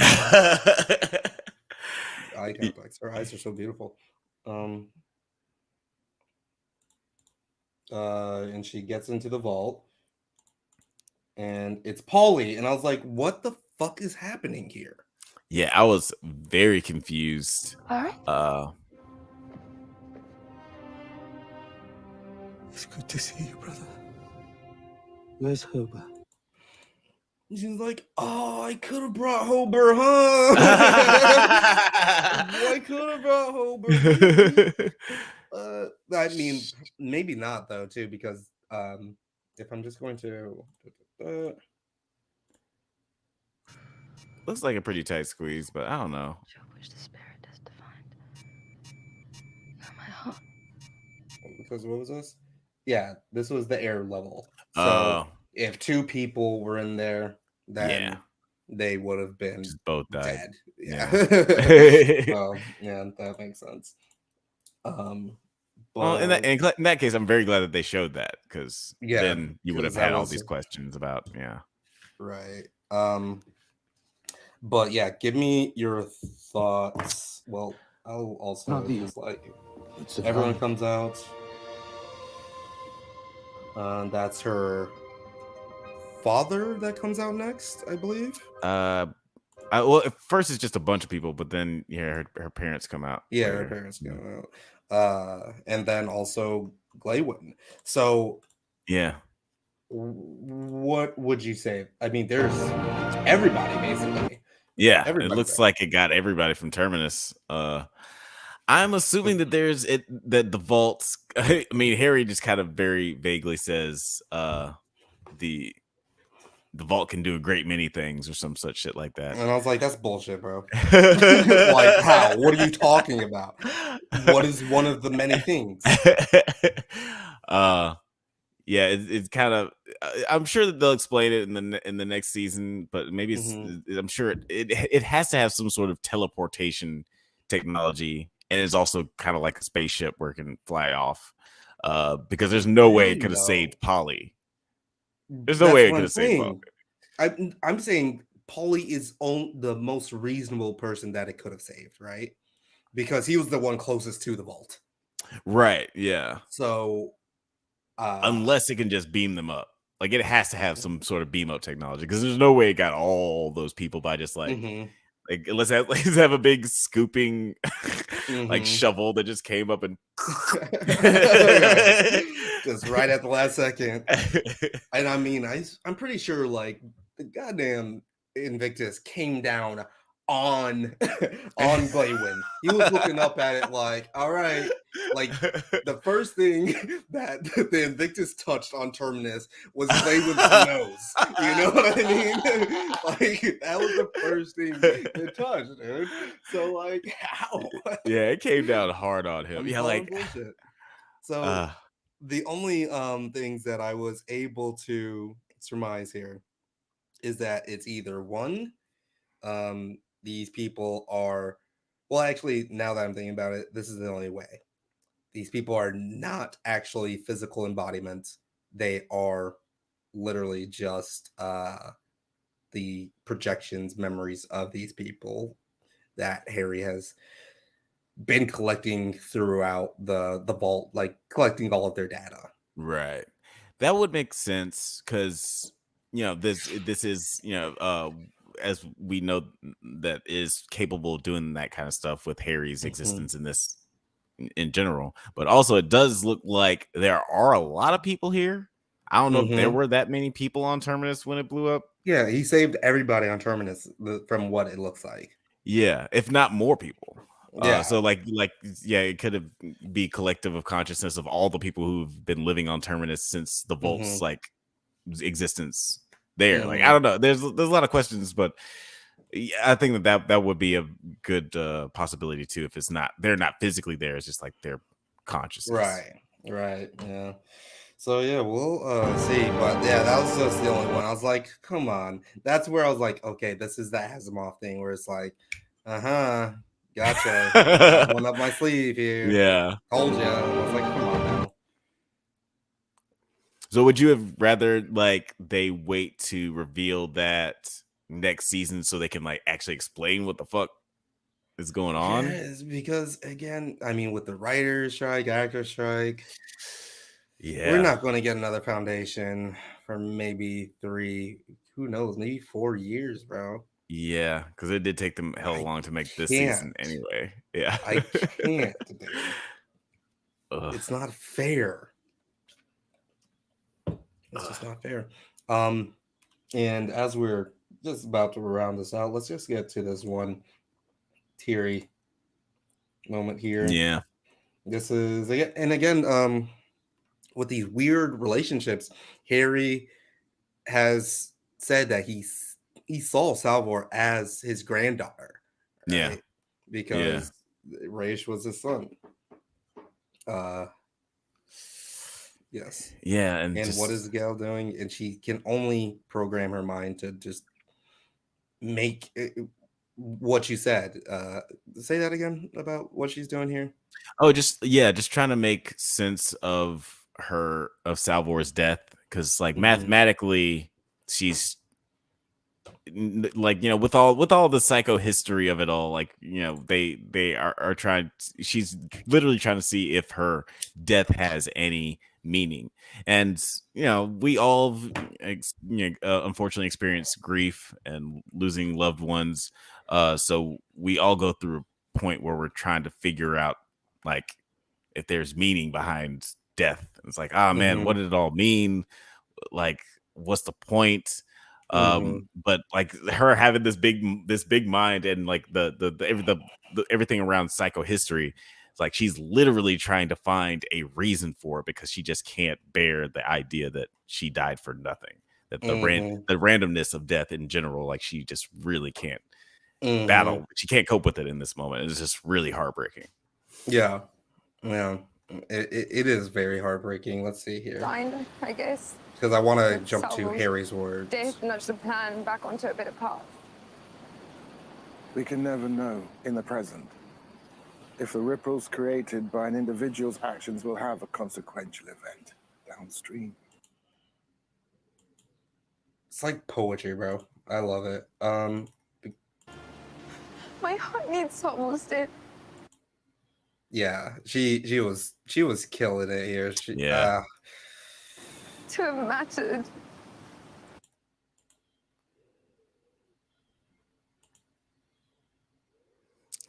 Yeah, and he like brings it to his own. What would our daughter be like?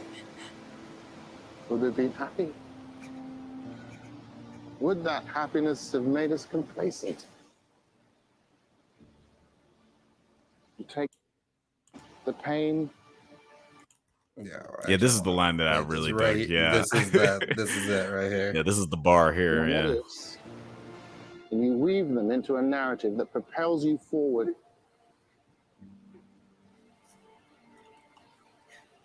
You're going to lose more people along the way, Gail. Those losses matter if we make them matter. You wouldn't be alive if Salva hadn't acted. Yeah, I'm going to play that. I'm going clip crazy. Play this in its entirety because they're beautiful words.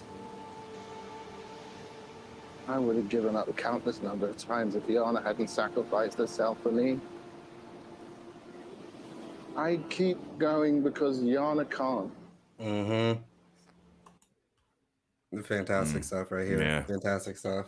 Do you understand?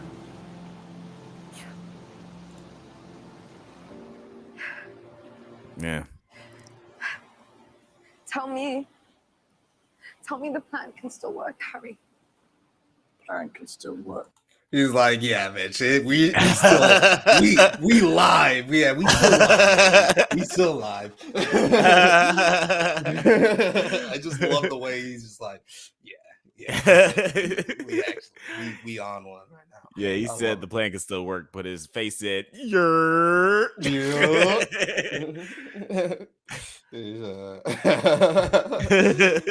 like, bitch, you guessed it. An infinite number of ways to arrive at the inevitable. I twitch. Yeah. I was like, God damn, how do you even like these motherfuckers can act, bro? Like, come on, bro. Yeah, like how do you make your eye bubble? Fuck. I was like, oh man, this is like so fucking cute. And it's like at the same spot where Harry was talking with Salvor about illness and like when they were fishing and stuff. I was like, God damn it, this is so good. This is so good. Fuck. Okay, now this is also really crazy because the implications of this are so wild. And Demerzel calls it out too. Yes. Always will be. And we know This is unprecedented empire. I've never before had to decant exponents of all three of you simultaneously. Yeah, this so could be very the weird. implications of that is like, bro, all of these are new niggas. So they all have to kind of like get back into their roles without the other two being able to provide that guidance. Right. So it seems like just three loose cannons.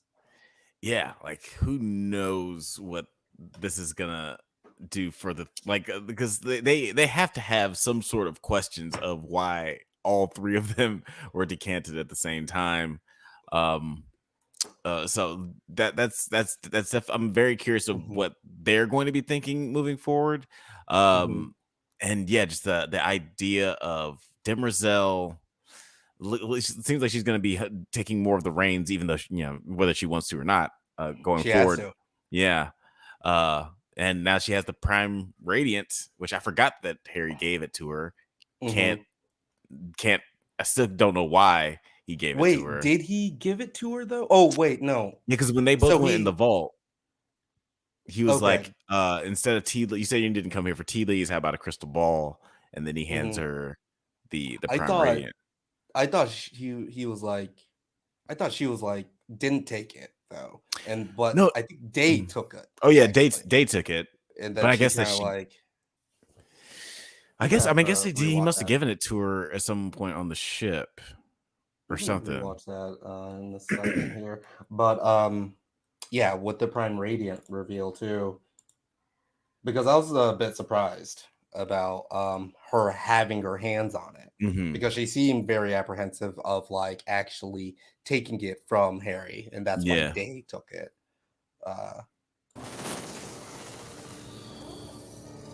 Can you understand this, Demerzel? Not all of it. Not yet. Not yet. And then she says a pretty ominous line here. Yeah. But I can already see that wonderful things lie ahead. What does that mean? Yeah. It can't mean anything but terribleness. From the last Empress. God. Yeah, if she's on the side of Empire, wonderful things ahead means terrible things for everyone else. Right. And I guess what or not, maybe. I don't know. Who knows? It's from our last Empress. Beautiful. I think this is the last time we see her in the season. That's a wrap on this baddie. Did I have another? Yeah, I guess. Oh yeah, I forgot about this. Yeah, this last moment with them. I'll teach them psychohistory. So what Harry wanted to have Gail do is actually enter a cryopod and then just come back or check in every year or so. Yeah. Is that what I'm understanding Hone here? their abilities. I'll teach them psychohistory. On Synax, your people's god was the sleep. Oh wait, let's see here. Oh, you don't think I see you, motherfucker, but there's someone watching on Twitch right now. Oh, really? I want to know what you think about this finale. Anyone, god damn you. Someone, let me know what you think. I don't know who it is who's watching on Twitch. No one typically watches us on Twitch ever, but we got a couple people watching on Twitch. I think it's the mule watching from afar. Yeah. So that's why he's trying to stay anonymous. We see you, mule. We got the powers. We see you. But yeah, let us know. We're editing this stream pretty soon here, so let us know what you guys thought about the finale. If you hated it, if you loved it, if you're somewhere in the middle, are you excited for the next season whenever we get that?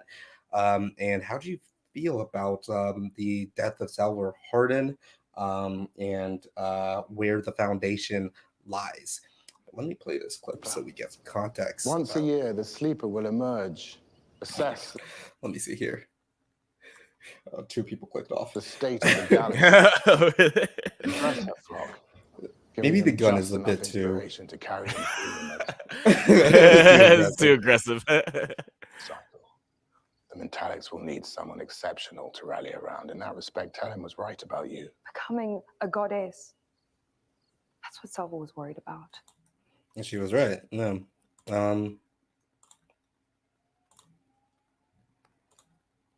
Then she has another proposition, which was kind of strange. Yeah, it's all kind of strange with like the cryo pausing. It's like they are essentially just living out their lives to live long enough to make it to a certain point. It's like they're just trying to make sure that they live till 152 years later so they could do a thing. So it's I don't know, it's all just kind of it's kind of funny because I just never thought about cryo sleep in that sense. It's like, oh, so now we got to do some like serious life math here. Like, it's like, how can I come out and check on y'all every once in a while, but still not get like too old and like still live till 152 years later? Like, And I don't know if you I was telling you about that series, The 3-Body Problem, right? Right. Yeah. And that is the big part of it because they want these people. Well, the threat that's coming to Earth, it's going to take 500 years or so for them to come. So they are trying to come up with a plan, but they need to be able to have the same people on board with this plan throughout the centuries while like the human race is like digesting their fate and like what's going to happen. Yeah. And it just gets really crazy. So every time that they go into cryosleep or wake up, it's always a different era in humanity and how the general public is reacting to what's going on. So there's like different stages of like this mass hysteria, and then there's mass acceptance, and there's like then there's like war, and and they're always waking up in these different like political climates, and it's very interesting. That sounds really rad. Yeah, it is fucking rad. You should definitely check it out before the Netflix series drops, because I definitely will be covering that as soon as it drops, and even maybe covering the books, just talking about the books before it drops, because I probably in the like last decade my favorite book series. Okay. Right here. Every year, until you're no longer here.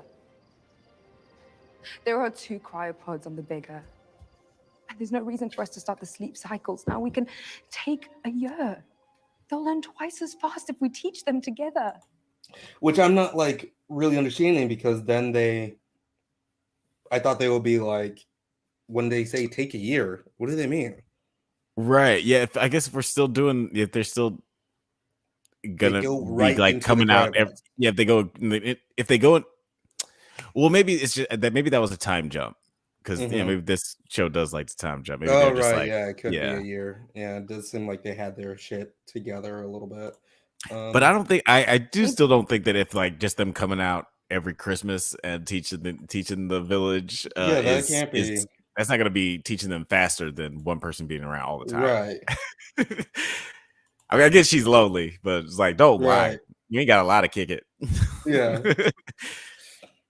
And I thought this was very interesting, because they're like, if there's a chance of a confrontation with another Harry Seldon at a crisis beyond that, we both know you're the only one up to the task. This kind of got me hyped, because I was just like, I really loved the scene earlier in this season, a couple episodes ago, where the other Harry on Terminus is talking to Salvor, and just like the little bits of information that she gave him, he's able to come to the conclusion that he's the left hand that doesn't know what the right hand is doing, and he's just like, fuck. But now what Gail is like kind of proposing here is that we will be getting that like Harry versus Harry. I'm pretty sure that may be one of the bigger conflicts of next season, which I'm all game for. That'll be. It's going to be so confusing, so twisty. Going to be impossible to talk about, because I'll be like, Harry over here, Terminus Harry, past Terminus Harry, but now he's in the vault and he's got the. Bro, it's gonna be so. It's gonna, like, oh, this is not gonna be a show you could just jump in on season 3. And it's like, I'm pretty sure I can figure it out. No, like you're gonna have to go back. Maybe it was just like a year later, because we kind of just jumped straight to them. He agrees with Gail's plan. And then, yeah, I don't know if it's a year later because look, like this is the very next scene, right? Yeah. Just bam, bam, them carrying them up. So I'm like, wait, so did they take a year or what's their plan? Because don't they need to start their training right now? At least kind of like guidelines or Yeah, something. right. Yeah, general rules. Right. The plan 101. Don't touch the out. ship. Don't kill us in our sleep. These are the buttons don't to not press while we're right. If you see this light flashing, press this button. Right. Yeah. But I did like the little callbacks here. Oh yeah. She's just like, fuck I can feel your heart racing, Harry. Don't fight it. Don't fight it. Keep calm. Just keep calm. You can breathe it. And it's Raish. Get a little flashback to Raish. They start counting primes.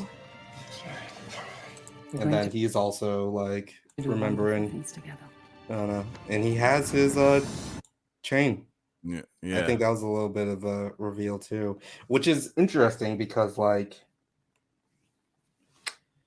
well, I guess we're going to be talking about that for just after this episode ends. I just want to how could they be end this on Gail's words here.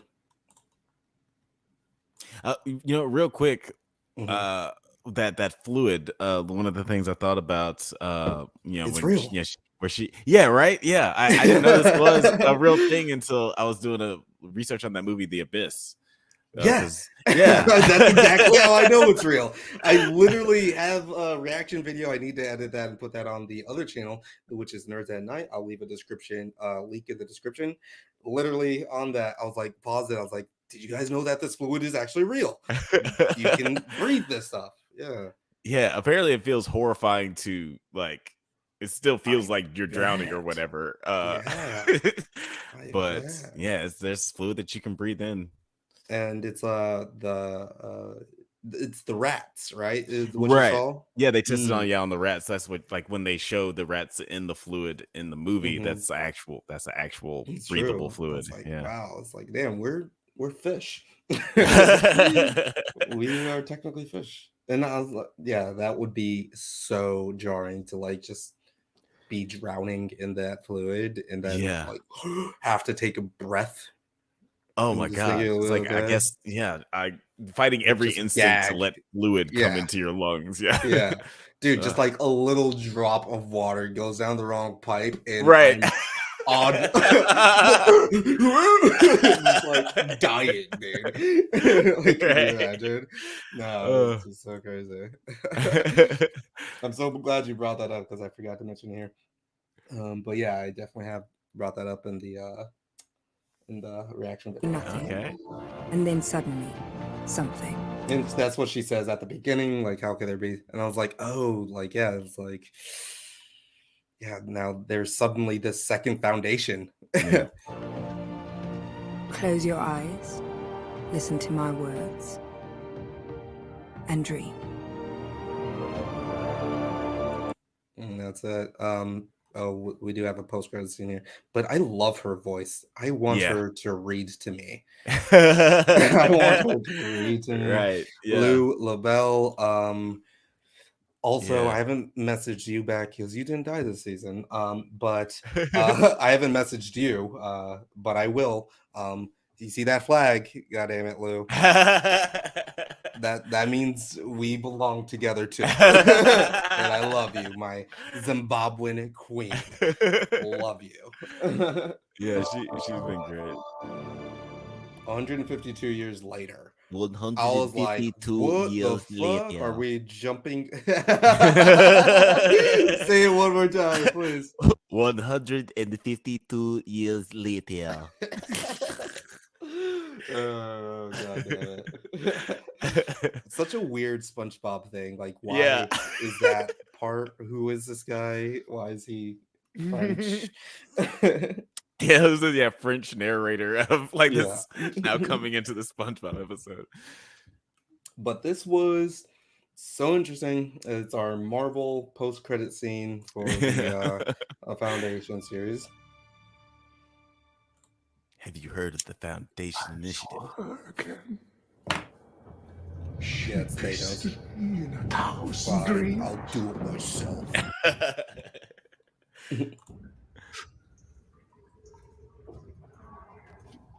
Now she's here.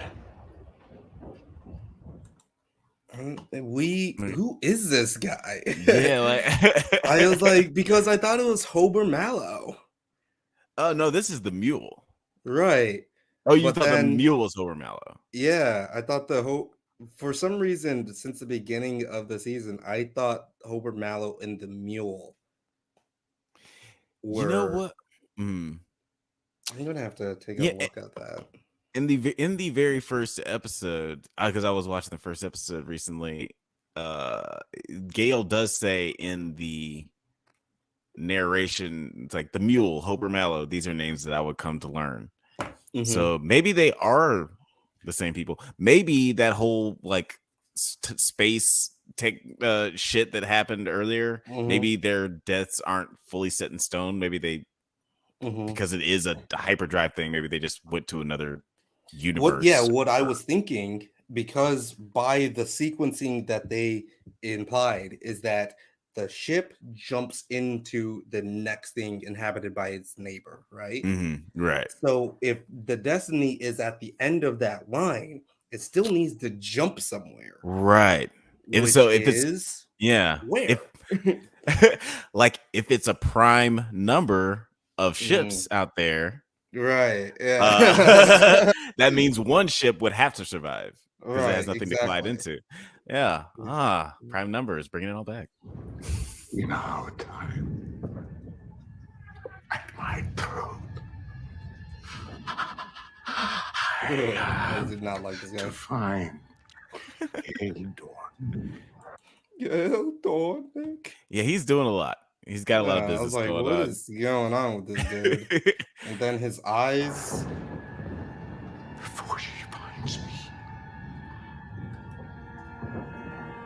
I have to destroy her.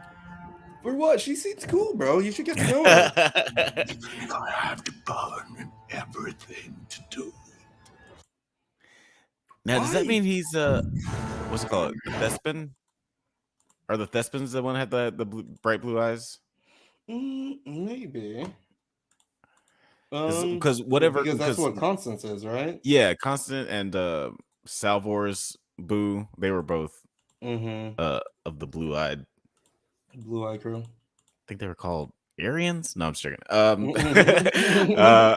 No, I can't remember what they were called, but maybe that they, because there was obviously some CGI-ness there to help. Like they wanted the audience to know, hey, this guy's eyes are not normal. So I didn't know if he was just like it was creepy eyes or if it's Thespin eyes. Creepy eyes. Old creepy eyes. They better fucking bring her back, dude. To be honest, I'm talking about Leah Harvey. Now what was I gonna say here? Yeah, damn, that is a wrap on season 2. Yeah. We will still be talking for just a little bit if you got some time. Just giving final thoughts or whatever. Yeah, absolutely. And that's the perfect time for you guys to join in the discussion and fucking say something. I won't use this. But it's here. Let us know what you guys thought about the season finale. Should we go into give me your final thoughts, and then we can talk about the ratings and then the memes. Do a little meme rundown. This was just a superb season of television. This is probably my favorite season of TV that I've watched this year so far. Just wholly exciting. It's a huge step up from the last season. Everything I loved about the first season that's really carried over. Apple TV Plus is continued to really bring it between For All Mankind and this and Ted Lasso. Changeling has been good too. Oh yeah, guys, check out Nine did a reaction video on the Changeling. He's covering that whole season, so y'all should check that out. But yeah, it's just been really, really wonderful. I cannot wait. I wish I didn't have to wait several years for the next season of this show. Right. But on the other hand, I am glad that it's not like the Disney Plus shows where they pop them out every year and the quality is clearly not there. So it's like, please, by all means, take your time to make a great thing. I will be there on opening night watching it. So. Yeah. And that's my sentiments exactly for this. It's just been a fantastic adventure. Now I'm going to say it for seasons of TV this year. Can't forget about The Last of Us, and then I think probably Neck and Neck Foundation has been right there. Yeah, Last of Us was really did good. like The Last of Us quite a bit, so yeah, cannot sleep on that. But yeah, I cannot wait to see where these people go, what they're going to be doing next. And hopefully, sooner than later. Of course, we don't want to like make these guys get a raw deal with the writers and everything, but would be nice if these studios can pay what they fucking deserve and get these people the stuff that they need. But yeah, let me really quick, because if people are not going to be leaving comments, I'm going to create a really quick poll here. This is right here. This is currently not Nerds at Night. We just got a few videos up right now, but it's going to be where the 9 Nerd Yards live content is moving to, and really excited to have that. So, just wanted to finish out Foundation live here. We'll be finishing out Ashoka on the 9 Nerd Yards channel, but Nerds at Night is where live content like this is going to live. We got some reaction videos already. We got some shorts that people seem to like. 35 subscribers, so definitely hit that link, show some support, and go subscribe to us there. That would be awesome. That'd be fantastic. And can you just give us a little bit of a ramble while I get the poll up? Of course, I love to ramble. Yeah, just to talk a little bit more about I guess where this show could go, because we talked a little bit earlier about how David Goyer has plans for the show to end in 4 seasons or 8 seasons or 12, depending on just what the studio allows. And I think it's pretty incredible that we have a show where because the characters are kind of not disposable, but we already know that this is going to be a centuries long story. So some of our characters are going to come and go. So we don't necessarily have to worry about oh, well, this character is aged out or whatever, or this actor is aged out. It's or this actor's contract is running up. Because you're not going to run into those kinds of problems. So it's just another limitation that this show isn't going to have as far as being able to tell the story that it needs to tell. Other than people maybe the actress who plays Gail and the actor who plays Harry, and maybe Lee Pace as well, or the Dawn, Dusk, and Day actors. But beyond them, and Demerzel. Maybe there's a lot of actors. There's a shit ton of characters, to be honest. But again, I could see, a point in all once in this centuries long story where some of these characters are gonna fall away. Maybe next season we get the death of Demerzel. Maybe next season we do get the death of Gail. But the story will still keep going on because the story is just so vast. It's bigger for sure. And I wanted to go and see the episode breakdowns, and I guess we don't need to play a guessing game here, but this is the current episode breakdown rating. Okay, and that's an 8.9, and it's got 1.k reviews, which is a lot Yeah, because a lot for I this show. Yeah. swear, like when we typically did this, it was like sitting at like a couple hundred Yeah. with some of the other reviews, but an 8.9. So it does seem that people really did appreciate this episode. Let me see here. I'm pretty sure like episode 9 was definitely the highest rated, but this one did fare well, which I think is a testament to the if you were paying attention all season, then there were some really great payoffs here. Yeah. And that people would have definitely appreciated. Let me go to some of the user reviews. Mostly 10 stars, which I thought was interesting. Like, yeah, that's pretty cool. And I want to go to the 1 stars. Okay. Yeah, let's see what the haters gotta say. And yeah, let's see what the haters gotta say. What utter incomplete nonsense. Oh, there is no wow. story, but lots of fantastical and unbelievable ways of keeping the same 6 people in the entire universe alive. The show shouldn't be called Foundation at all, but rather Emperor Dude and Other Immortals or something. Such a waste of some classic sci-fi source material and turn it into this nonsense. I can't make sense of any of the choices they make to veer away from the Asimov books. Does it make the story more interesting? No. The characters more interesting? No. Expand on some of the novel ideas of Asimov's books? Absolutely not. Not even close. It's so funny because we've already talked about like that's what one of the biggest critiques of the Asimov books is that Harry just always has a plan or right the sleeves and gets away with everything, right? Yeah.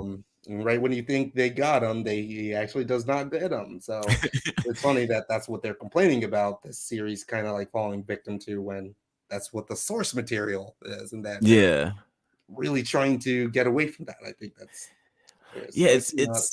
it's gotta be. I mean, I'm on the one hand, I'm glad that I haven't read the books yet because I wouldn't want it to skew my vision of the series or like my enjoyment of the series comparing the two. But I also like to think that I have a pretty good idea of just like, it's an adaptation of a different medium. So the books, the way that those stories are told are just going to be different than movies or TV shows. Right. And it's not going to, you don't have to display visuals or anything like that in books. There's a lot less that you have to worry about to keep people interested and get the story across to the audience. So it seems like a silly gripe. Dude's got the books really close to his chest on that one. Yeah, it's always one of them. And I'm just seeing here because episode 9, like you cannot not like that, and it seems like he really didn't. It's just to get a vibe of what this guy is on. Asimov wrote in Foundation books, and I believe it was even dialogue in the show that violence is the last resort of the incompetent, which must be an admission of incompetence on part of the writers of this show. Jesus, who every time go for violence on the order somewhere between a Michael Bay feature and GTA played by a particularly sadistic 13-year-old. The story of the Foundation book movies on the subtly the discrete historic flows of large scale. The show is all about explosions, lasers, stabby people, i.e. the show is all about individual violence, and the coherence of the storytelling really suffers as the galactic science fiction budget is spent. That is so funny because I do not like they like say that, oh yeah, we afford like maybe 2 big set pieces, like CGI things, because of their budget. Right. And I can literally, that was literally expressed this.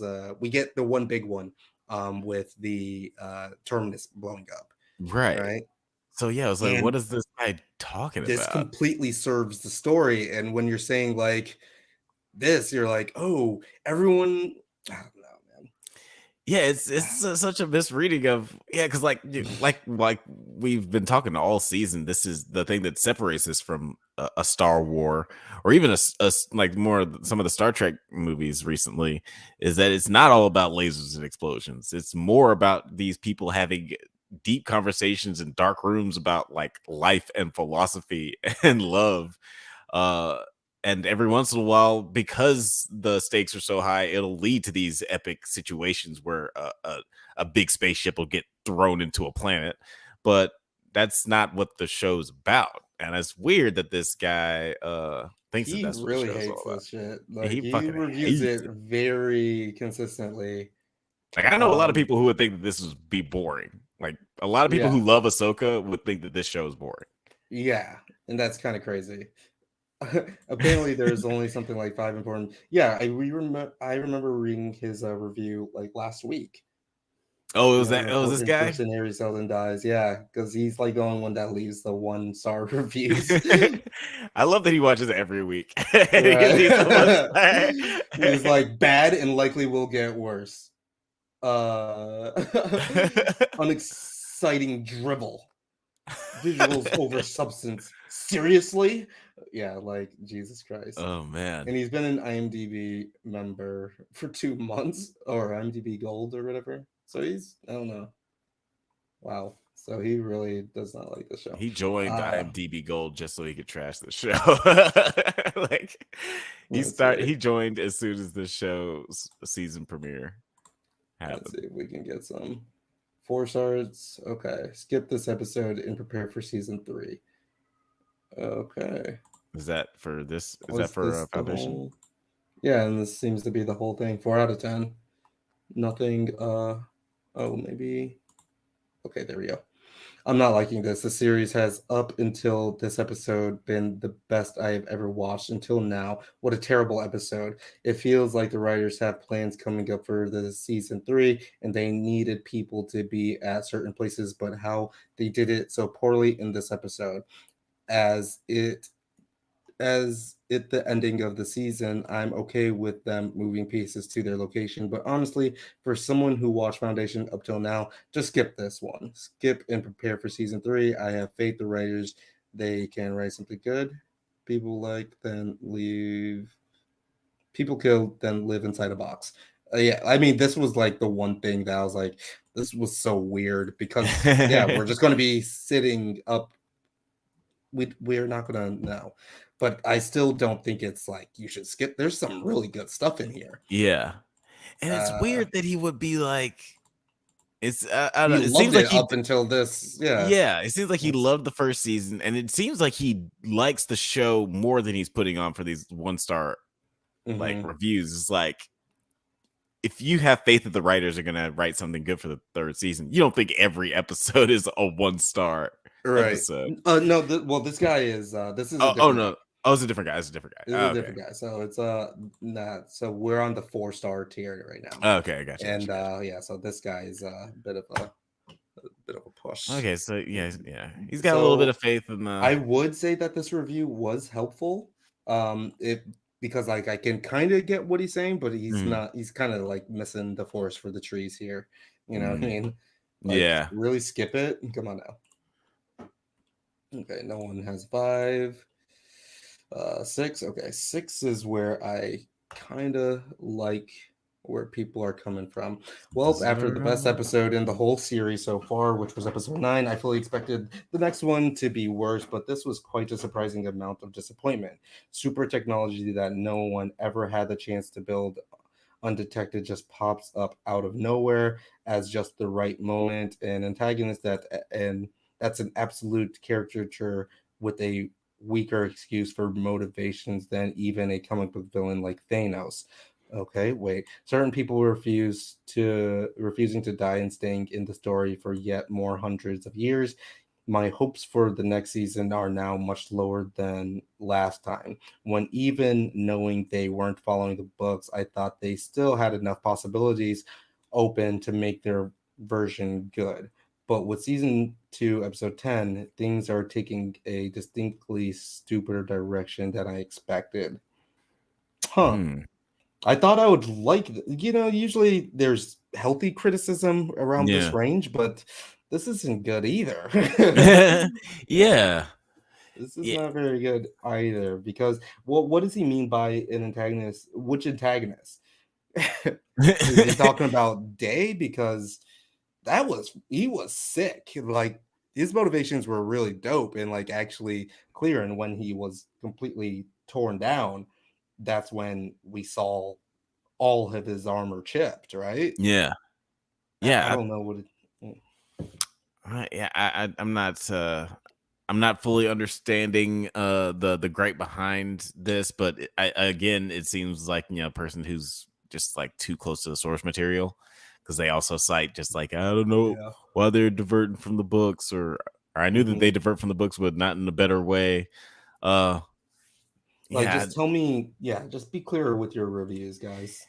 Tell me the things specifically what you did not like. Mention characters, especially if you're going to have the spoiler warning. Did you even spoil anything? Yeah, you didn't even spoil anything. Yeah, if you're gonna put the spoiler warning up there, explain to me why the book trajectory is better. Because like I'm actually very curious of and I'm eventually gonna buy the books and read them, but I'm curious of what makes the story of the books way so much better than what they're doing here. Like what makes it more compelling. Right. That's weird. Okay, so episode 8. Okay, only one review on episode 8. Okay, satisfying finale except for. Okay, so this looks like it's going to be a measured response. The death of one of my favorite characters. Okay, so we're on the same vibe already. That's the reason why I couldn't give this episode a 10. Okay. Also, it felt a bit rushed, but overall it was utterly satisfying to realize how much of an excellent chess player Selden is.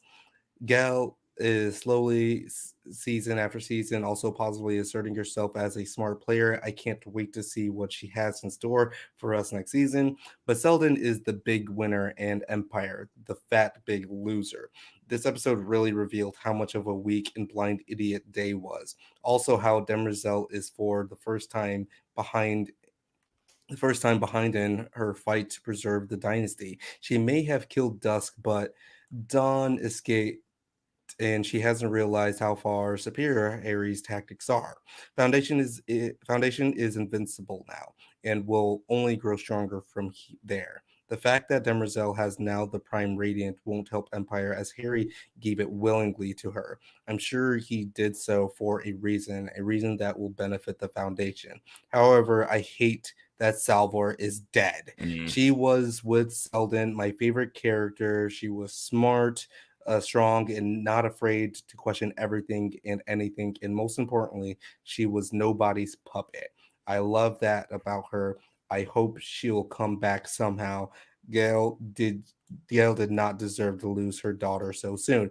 This guy basically nailed every single thing that beautifully said, my friend. This was absolutely. Yeah. Basically exactly what I had wrong with this episode is that Salvor being dead, and even if they do bring her back, then that is just going to lead to more people being like, oh, no one ever dies or whatever. But I really want Salvor back. I don't give a fuck because he's such that good character. Maybe they go back to Una's world and be like, hey, you made a person for us before. Can you do that again? Like, please. I feel like 9 and everything. This is going to be a lot of ass eating anyway. Let's just go to 10 and let's see who is eating the biggest ass. Who's got their mouth wide open? Something Old, one of the great works of science fiction woven together and reimagined over nearly 50 years and essentially unfilmable. Something new. Film it anyway, making bold changes where needed to make the story drive on in a modern way, but never forget that the source was what the source was about. In the end, what was possible, what was inevitable, and what is all too mutable. Merge characters when needed. Gail and Wanda. Okay, don't know who the Wanda is. Reorder events for pacing. Mallow and Bell.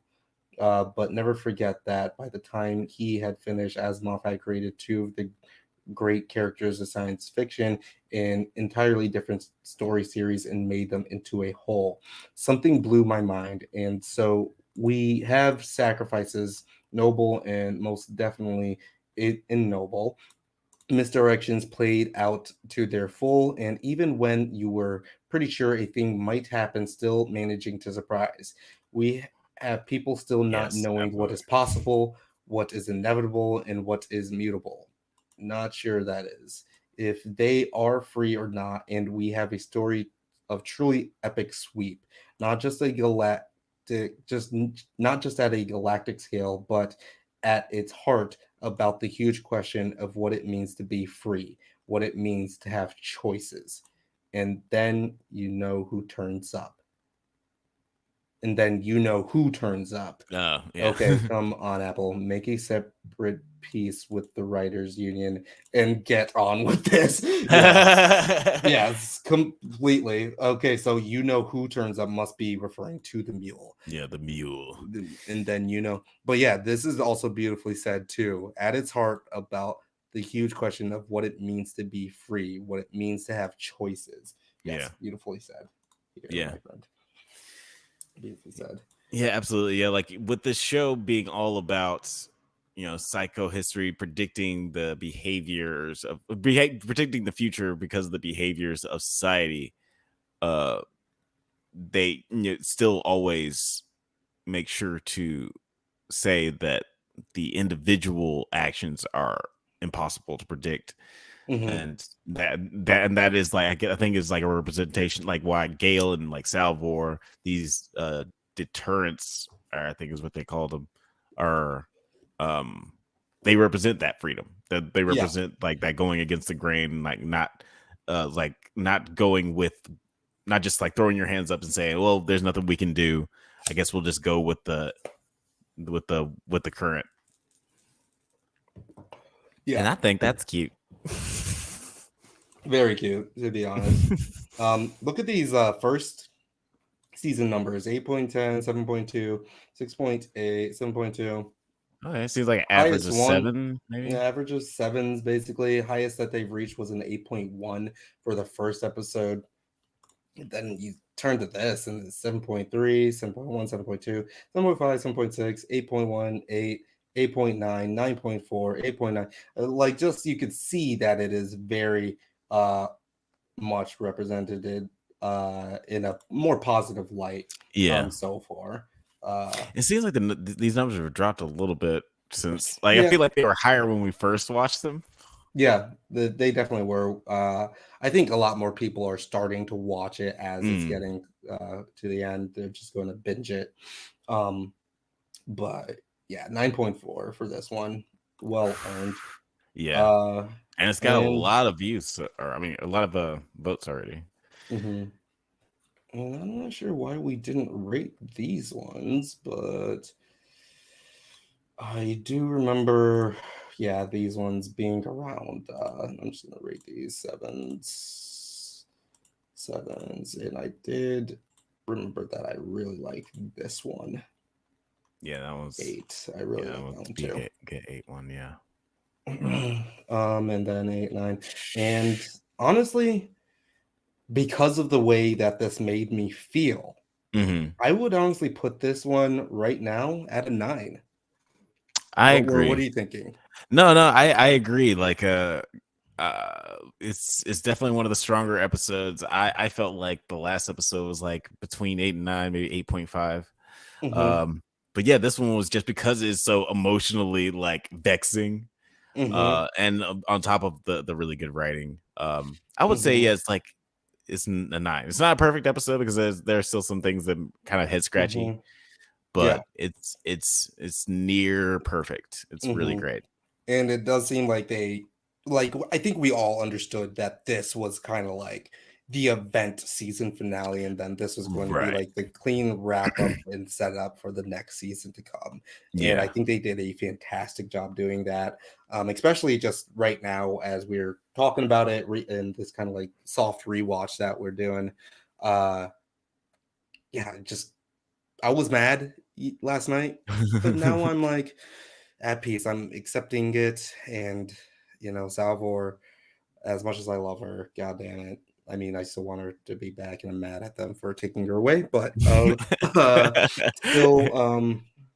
yeah, I'm more at peace with it now. And looking at it, I'm like, okay, this all actually works, and it's quite touching with all of the different send offs that we saw. Really great, really great. Memes. Let's see what the foundation is doing. Let me see if this actually did show up, because I'm not sure if request reboot the first season as a 3-hour movie. Ooh, that might be a good idea. Okay, yeah. Oh, we already got some people saying that upvoted. Nice. We got one comment on the subreddit. Okay. So yeah, if you are watching from the subreddit, drop a comment below. It seems like some of you guys did drop by. That's awesome. Love that. Sorry that I didn't notice that it came on late. Like we got like 30 minutes in, and then I realized that I used the wrong flare, so it didn't post when we started. But thanks you guys for dropping in anyway, if you're still paying attention. And let's see here. So we're going to do just this whole week. So we'll probably get some memes from last week's episode and this week. But this is the day ago, so it'll be today. Can we take a moment to appreciate Laura Brigant performance as Demerzel this season? And I knew exactly which screenshot they were going to use before I clicked. I was just like, yep, that's it. She's fantastic. My beautiful. God. Beautiful performance there. She truly knocked that role out of the park. Yep. For me, and Cleon was the star of season 1. Demerzel definitely was the star of season 2. Such an amazing, fantastic. Yeah. Amazing performance. The show is going to rake in some serious awards at some point. Let's see what that other person says. It really should. I don't know if it's got the audience and popularity to get recognized at awards, but it definitely should be nominated. Yeah, I'm hoping that this like maybe this gets like a slow popularity. I guess if it was gonna pop, it would have. I hate that this season came out the same year as corresponding with the writer's strike, because that ate up a lot of the promotion and just of course eyeballs. People are gonna be talking about that a lot. It's gonna take up a lot of the news cycles, but this is just such a great season of television. Like, I feel like this could have been Apple's new big hit, especially with this just being so much better than the first season. But hopefully it'll gain an audience over the course of them developing season 3. Or get some popularity. It's definitely going to be nominated for the Drunkies, our Drunk Banthas Award that we do every year. The Drunkies.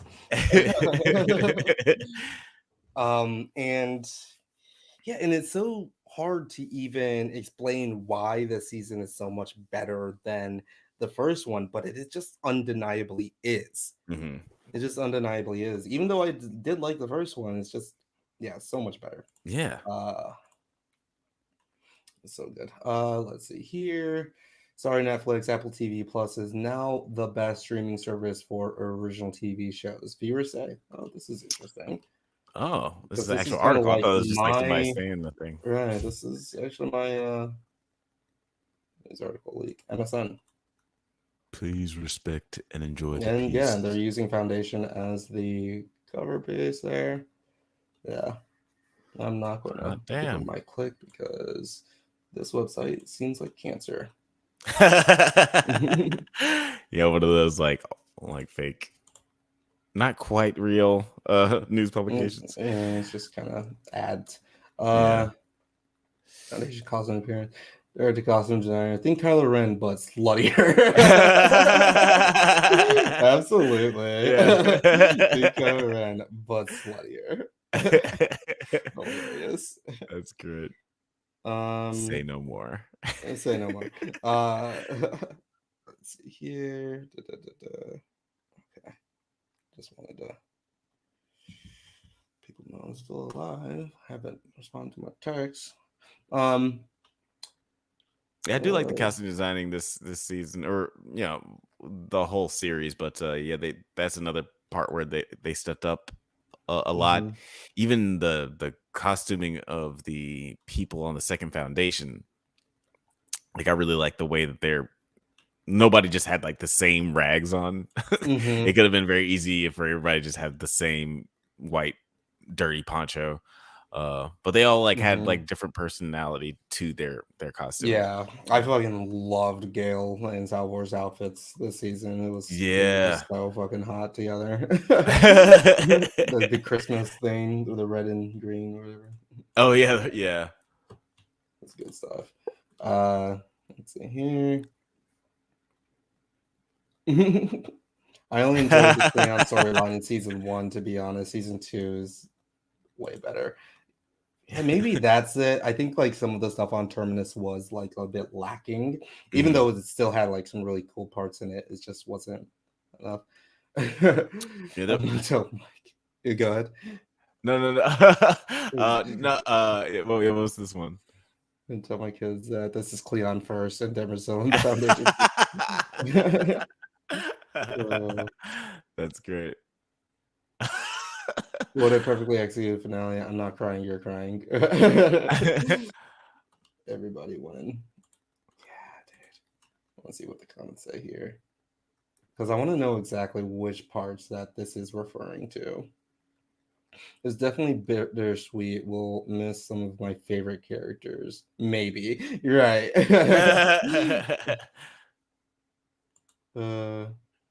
Yeah, like honestly, that's my face watching episode 9. Watching episode 10 is more just like sad. I was like, oh, it's coming to an end. No. Disappointed, yeah. Bill We're not disappointed, but yes. Male in Plazo pants as well as that. As a gay guy, the show really has delivered the goods. The fridge glow went after all. Frigid. Didn't get to fire the rifle. What does that mean? Wait, what? What did she didn't get to fire the rifle? What does he mean by that? Yeah, who's she? I don't know. Yeah, I'm not sure. To Becky's arsehole. Cheers. To Becky's arsehole.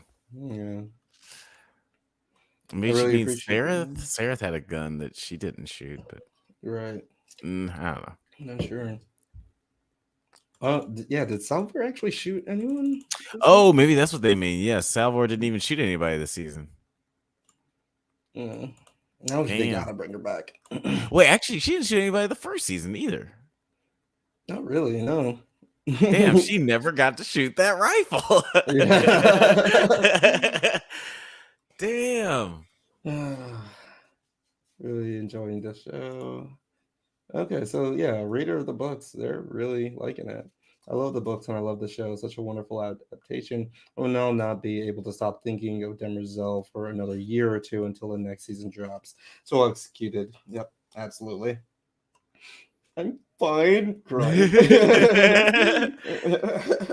Hey, little buddy. Talk about Foundation 2.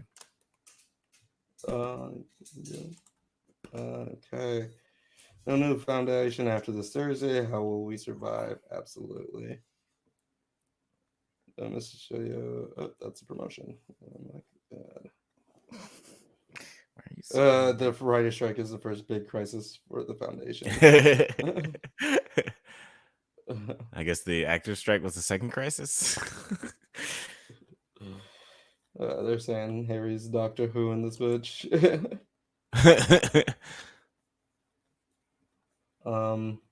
Two types of foundations. I could take on the whole empire. I could take on the whole empire. Why Apple wouldn't advertise this show? Yeah, I am a bit curious about that too.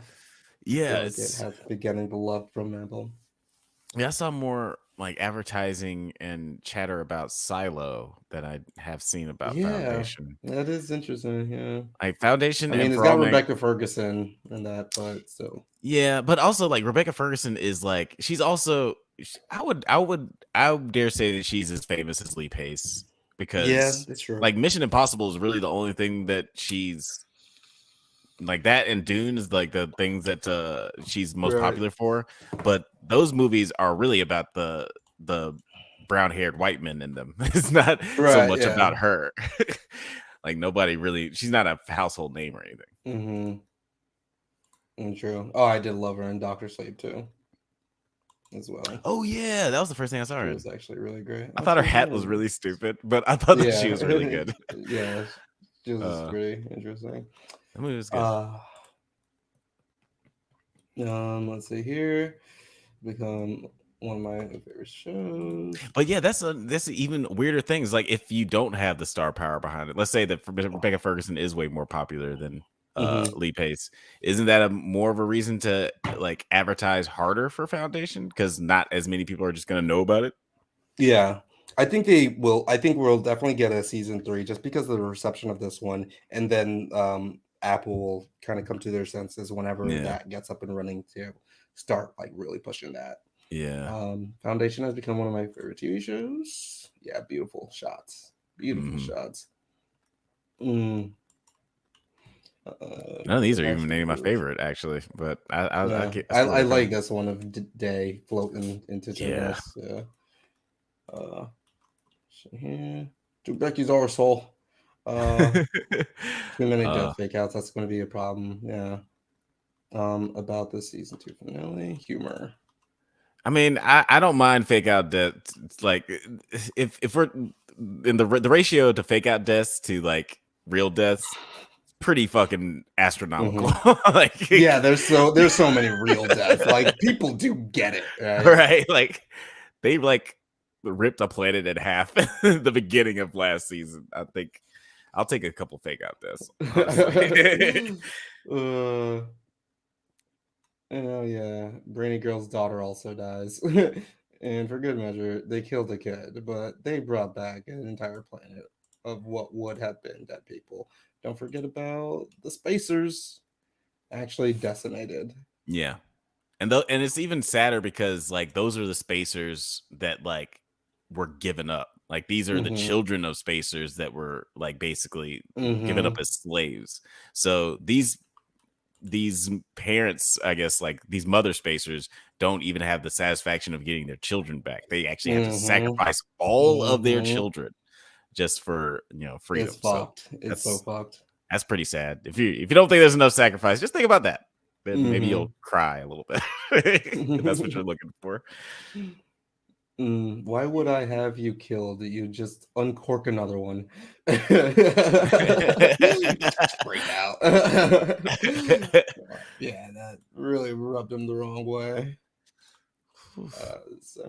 That's exactly what happened. Dude, I got I updated my Photoshop with the generative AI. It is crazy. I'm gonna have to show you that sometime. Oh my god. Oh yeah. You can literally just like pick where you want something to be added, type in what you want it to be, and it will just like literally just like that, like just add in toucan, generate. It won't do it. That is I was playing ridiculous. around with it and I was like, this is crazy, dude. That's all that AI should be used for. Like, let's not go into the the Skynet space where gonna ruin our lives. This is the best show. What are they saying? I want to know what clip. Yeah. Oh, this scene. Yeah, this scene was so fucking crazy. Again, they're just like people getting dragged in like and pulled then into fucking blown out. That was fucking awesome, man. So fucking rad. Yeah. I'm so glad that you pointed that out when we watched it too, because like it's something that I didn't really notice at first how they were pulled in first. Yeah, I was like, oh my god, yeah, they folded the fuck out of that space.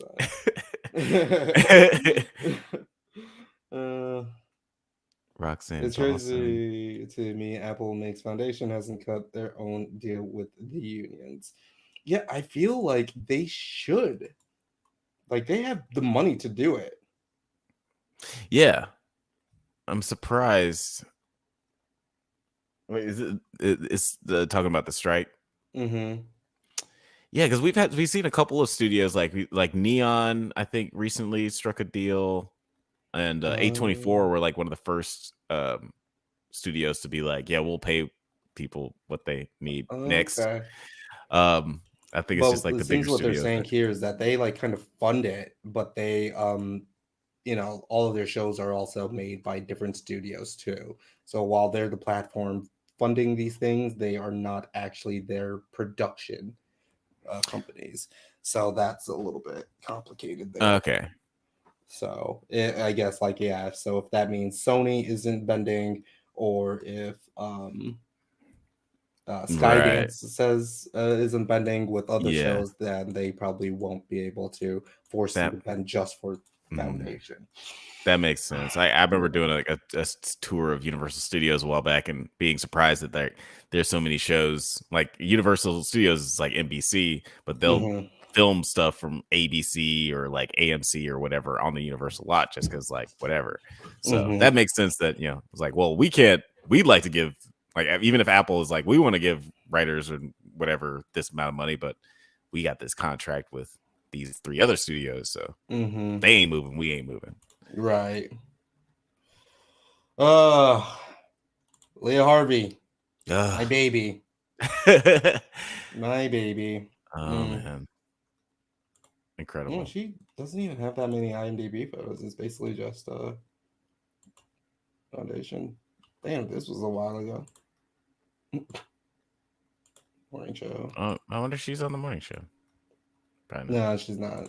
It's just the Apple TV thing. An ad. Yeah. I do like that show. I think it just came back. I'm gonna watch that. I watched the first episode. I was like, this seems interesting, but never came back to it. It was pretty interesting. But yeah, Leah Harvey. And Leah Harvey, holla at me, please. Love you. Lou LaBelle. Lou LaBelle. That is a movie star name right there. Born to a Spanish father and Zimbabwean mother. Lou, look, Lou. You see me? our parents maybe even know each other, Lou. Please. Just love me, Lou. I'll let your boy. I'll let your boy.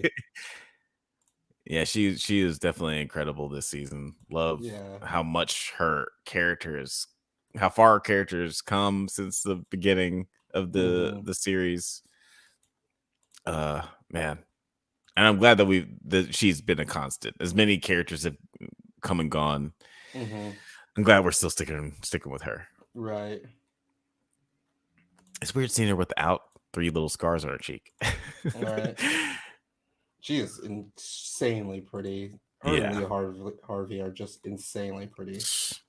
Black queens. Black Zimbabwean princesses. We're destined for each other, Lou. Lou, we destined for each other. And we still got to... Who's the actress who plays Seraph again? Oh, yeah. She's also really good. Yeah, she's also phenomenal. And I would like to know what I think she's like a model first. Like she started as a model or something. Also, Brother Constant is fantastic as well. Yeah. All the women on the show are just murdering it. Like, yeah, they really are. Let's see here. Agreed. She's born 1998. Oh, she a young one. 1998. Damn, yeah, she is. 95. 95. Oh, born in Zimbabwe. Bro, we were probably born. Oh, so 95. Oh, January. So I'm 94. So you are literally 6 months. Just 6 months younger than me, Lou. We're probably born in the same hospital just 6 months later, Lou. Come on now. You're practically family, but not so not in a weird way. Yeah. I'll let your boy. Ella Ray Smith, definitely younger. That would mean that she's like 24. Yeah, she was definitely really, really good. Also insanely where we lost one Black Queen, we got another. What the hell is this? Is this like Monster Hunter or something? Oh yeah, what the fuck? Into the Badlands. Oh, I never watched that show. I heard it was good. I fell off. I only watched like half a season, but yeah, I fell off of that. She looks badass here. Holy shit. Yeah, she looks really rad. Oh yeah, she looks fucking crazy. I have to watch Into the Badlands. Smiling. Yeah, there she is, queen shit. Seance. I think I've heard about that, like some freeform TV show, or yeah, it looks low budget as fuck. Yeah, it's like Remember the Craft, but yeah, this is not as good. Yeah, this is arts and craft. Let's see here. What's this come out? It's a Shudder original. Interesting. Yeah, Shudder got some good watching stuff. that, but Hilary Smith. Hilary Smith. Let's see what I kind of want to see. Let's see the Instagram account, because all of them are not getting the fan bases either that they deserve. I will definitely follow her. Oh, she's got more than Lou and Harvey. Yeah, I think that she's a model, right? I feel like she started out as a model, so maybe that's how she got more like Instagram views, at least. Right. Let's see. And this part of the show, we are just creeping. We're creeping into the end.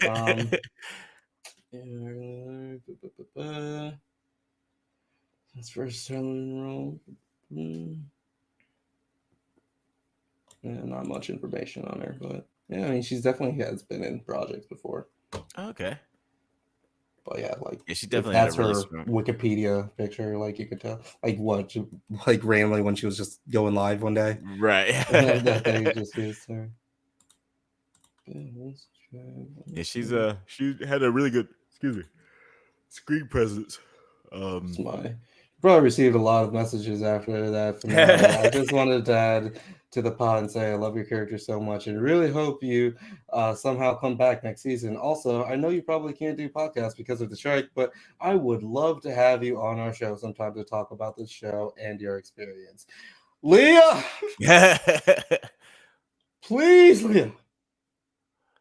Wouldn't that be so funny if she responded while we were streaming? Right. Oh, you busy now?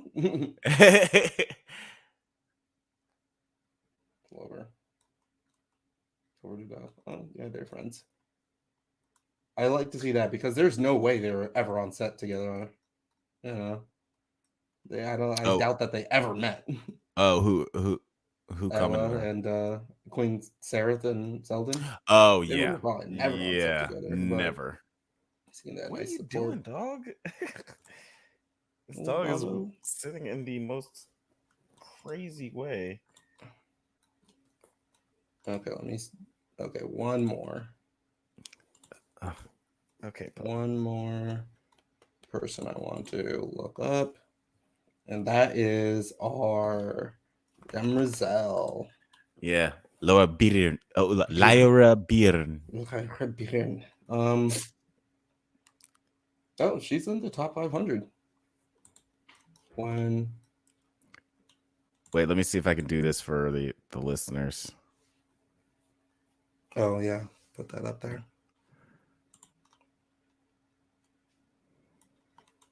If you're pulling up the pronunciation of her name. Yeah. Let's see if I can. Oh wait, no. Yeah, her star meter is all the way up. Yeah, I'm sure she's getting a lot of love right now. Oh, in this episode, welcome Laura. Oh, there we go. Oh, in this episode, welcome Laura. Thank you very much. I'm also very happy to be here with you. Will you pronounce your last name, which none of us can do properly? Byrne. It's quite simple, just like spit it out. Byrne. Yeah. Byrne. So yeah, if anyone's wondering why we've been saying that all episode. But yeah, I mean, if you're looking at Lou, if you're looking at Harvey, definitely what has been a standout performance with a lot of people like she's in the top 500 or some Yeah. years all the way up right now. Damn. And let's see.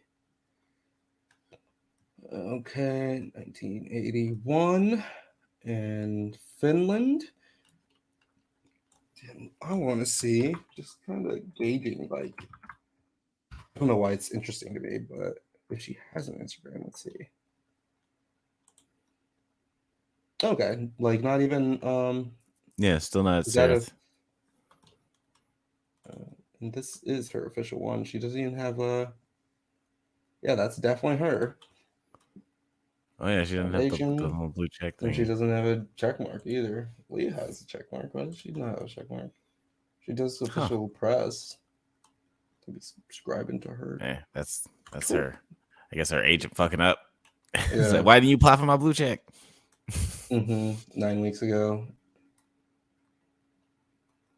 And then Lou like this one. Which they they probably did meet just season 1 briefly, to be honest. Yeah, maybe. Yeah, because they maybe had one scene in the same room, but they didn't like interact or anything. Right. Yeah. Man. Love the show so much. I can't believe it's over, but like all good things, just as this podcast. Oh, she got a tattoo on her back. Sorry. I saw that. Where's that? A little further down. Yeah, there it is. Right there. She's hot as hell too. yeah. Like it's funny because most of the show she's just like this terrifying figure, but she is like strikingly beautiful. She has it's like a very like she looks like fucking Finland as hell. Yeah. She was all Finland like that. I was like, yeah. Yeah, I wouldn't be surprised if they put her face on the flag. Like she's literally, yeah. AI. What's the most typical beautiful Finland woman? Just pop up like her face here. She like literally like she looks like the bad guys in the movie, or like the bad guy in the movie, like the ski competition. You gotta ski against the bad guys or whatever the fuck to save the town. It's her that you have to do it against. But on that note, we are gonna just leave it right there. Oh my gosh, guys, thank you so much for rocking out with us for this episode. We're at 3 hours right now, just because we like to talk about it. We got done talking about that like an hour ago. But just kind of like, weighing myself down and making sure that, just kind of, getting myself, getting it all out. I just need to get it all out because I love the show so much, and I can't believe it's over. But yeah, it's the finale, man. We had to get it all out on this one, especially the show in and of itself has been so incredible.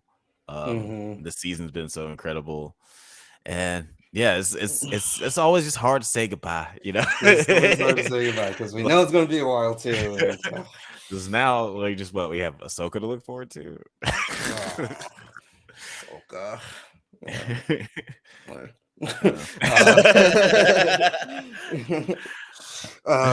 But yeah, and I gotta thank you as well, Alex. It's been quite a ride, man. And I was super excited when you're like, yeah, I like the show, I'd love to talk. I was like, fuck yes. I was gonna probably do like a stream, just me myself, like talking into the camera. But this has been such a fun time. I'm so glad that you joined me, and that we were able to do that. Same, man. Like, honestly, thank you for having me on and giving me like a space where I could actually rant and like think about like all this craziness that's been happening. Because like, as you know, we both know the show's not the most popular show in the world, so not a whole lot of people who like want to sit down and watch it with you week to week. But this has been so much fun nerding out about just the complexities of this show, and just contemplating where it's going to go forward. Yeah, can't wait. Hopefully we have a chance to do it again 3 years down the line whenever season 3 comes out, and we're all old and gray. Right? Season 3 but coming out Demerzel 2020 will 2030. still be herself. Right? Yeah. Yeah, look, honestly, I wouldn't. That actress's skin is really great. She probably wouldn't look any different. Yeah. Season 3, yeah, 2030, she's gonna look the same. Lou and Lulu Bell and Miss Bricken will have they have flawless skin. But one last thing. Let me actually pull up before we say goodbye to everybody. Let me just go to the poll here. Oh yeah, the poll. Poll. Let's see how many people actually tuned in for that. And the votes are in. Just a few votes. And did you like the season of Foundation and the finale? It is unanimous. All votes 100% loved it. So awesome. But yeah, again, you guys rock so much. Thank you so much for joining us. Alex, can you let us know where we can find you? What do you want to let the people know about you? Yeah, of course. Yeah, you guys can check us. You can find us on the Drunk Banthas YouTube channel. You can also catch us on Spotify, Google Podcasts, Twitter, IG, TikTok, likewise, Letterboxd, all the internet things at the Drunk Banthas. On our YouTube channel, every other Monday, we have the show Does It Hold? Where we revisit classic genre films to see if they are as good or as bad as we remember. Those episodes come out every other Monday at 4:20 a.m. The 9 Nerd Yards crew, they are a frequent guests on the show, so definitely check those episodes out. And as Nine mentioned earlier, we got our new joint YouTube channel that's out, Nerds at Night, where we're putting out a lot of awesome new content. Blake just he's uploaded his video reacting to the murder on the Orient Express, which I'm excited to get into because I'm actually going to see The Haunting of Venice this weekend, so I'm excited to see what that video is going to be like. And the Changeling reaction videos. And I'm going to be doing a video on Foundation that's going to be on the Drunk Banthas channel eventually. You're going to do one of the drunk reviews. Fantastic. And me and Nine will probably do a collaboration on that. So yeah, guys, keep an eye out for that. And and on the Nerds at Night, again, this is such an exciting project, so that's going to be kind of a crazy dream team collaboration that we've been continuing. With 9 Nerd Yards, everyone that you know and love on 9 Nerd Yards that we streamed with, Unfiltered Bachelor, which is Blake's channel, and then the Drunk Banthas. So Alex and Bill, we're all going to be collaborating to build this thing up. And again, the live content will be moving to their 9 Nerd Yards, will be kind of more exclusively for those video essays and with the live here and there too. Look, 9 Nerd Yards is live right now. And you mentioned, if you click on that right now, is your computer going to explode? I don't want to even try, but it's gonna be like. As you can see, the subscriptions for Nerds at Night, we Thing Story, Struggle Reviews, Movie Files, right?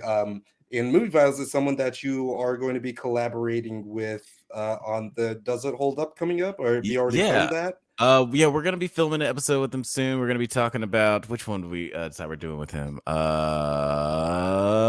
Vampire Brooklyn. So that might be actually not coming out till Black History Month because we got a lot of stuff in between. But yeah, excited about that one. Yeah, be excited. And we may double post the Foundation video to also Nerds at Night just to see, spread it out and get people excited for that. So it'll be on Drunk Banthas and Nerds at Night, just so we can kind of start flooding this with more content.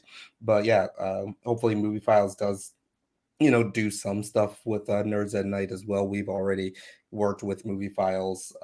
He's been on 9 Nerd Yards. I've been on Movie Files. So hopefully he comes and joins us there for a couple of odd projects. And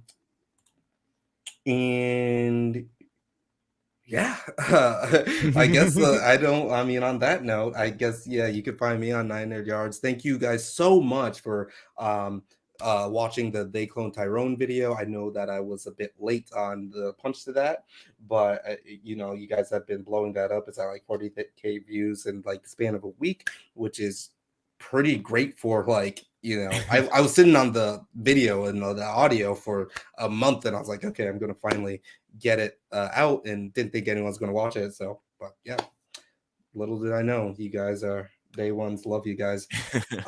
And thank you again so much for being with us while we covered Foundation. I am very mad that no one commented. It's so surprising because we got like really good watch figures this whole series. People engaged with us on the other ones so much. Yeah. And it's kind of ironic that on the finale no one commented. But y'all voted. I saw y'all voted, motherfuckers. But yeah, as much as my hostility is being present, I actually do have so much love for you guys. And if you are watching this morning, afternoon, or night on the replay, I just want to say thank you. And but for now, we'll see you in 3 years. Please respect and enjoy the peace. Yeah, absolutely. All right. Peace, guys. Have a good one. Bye.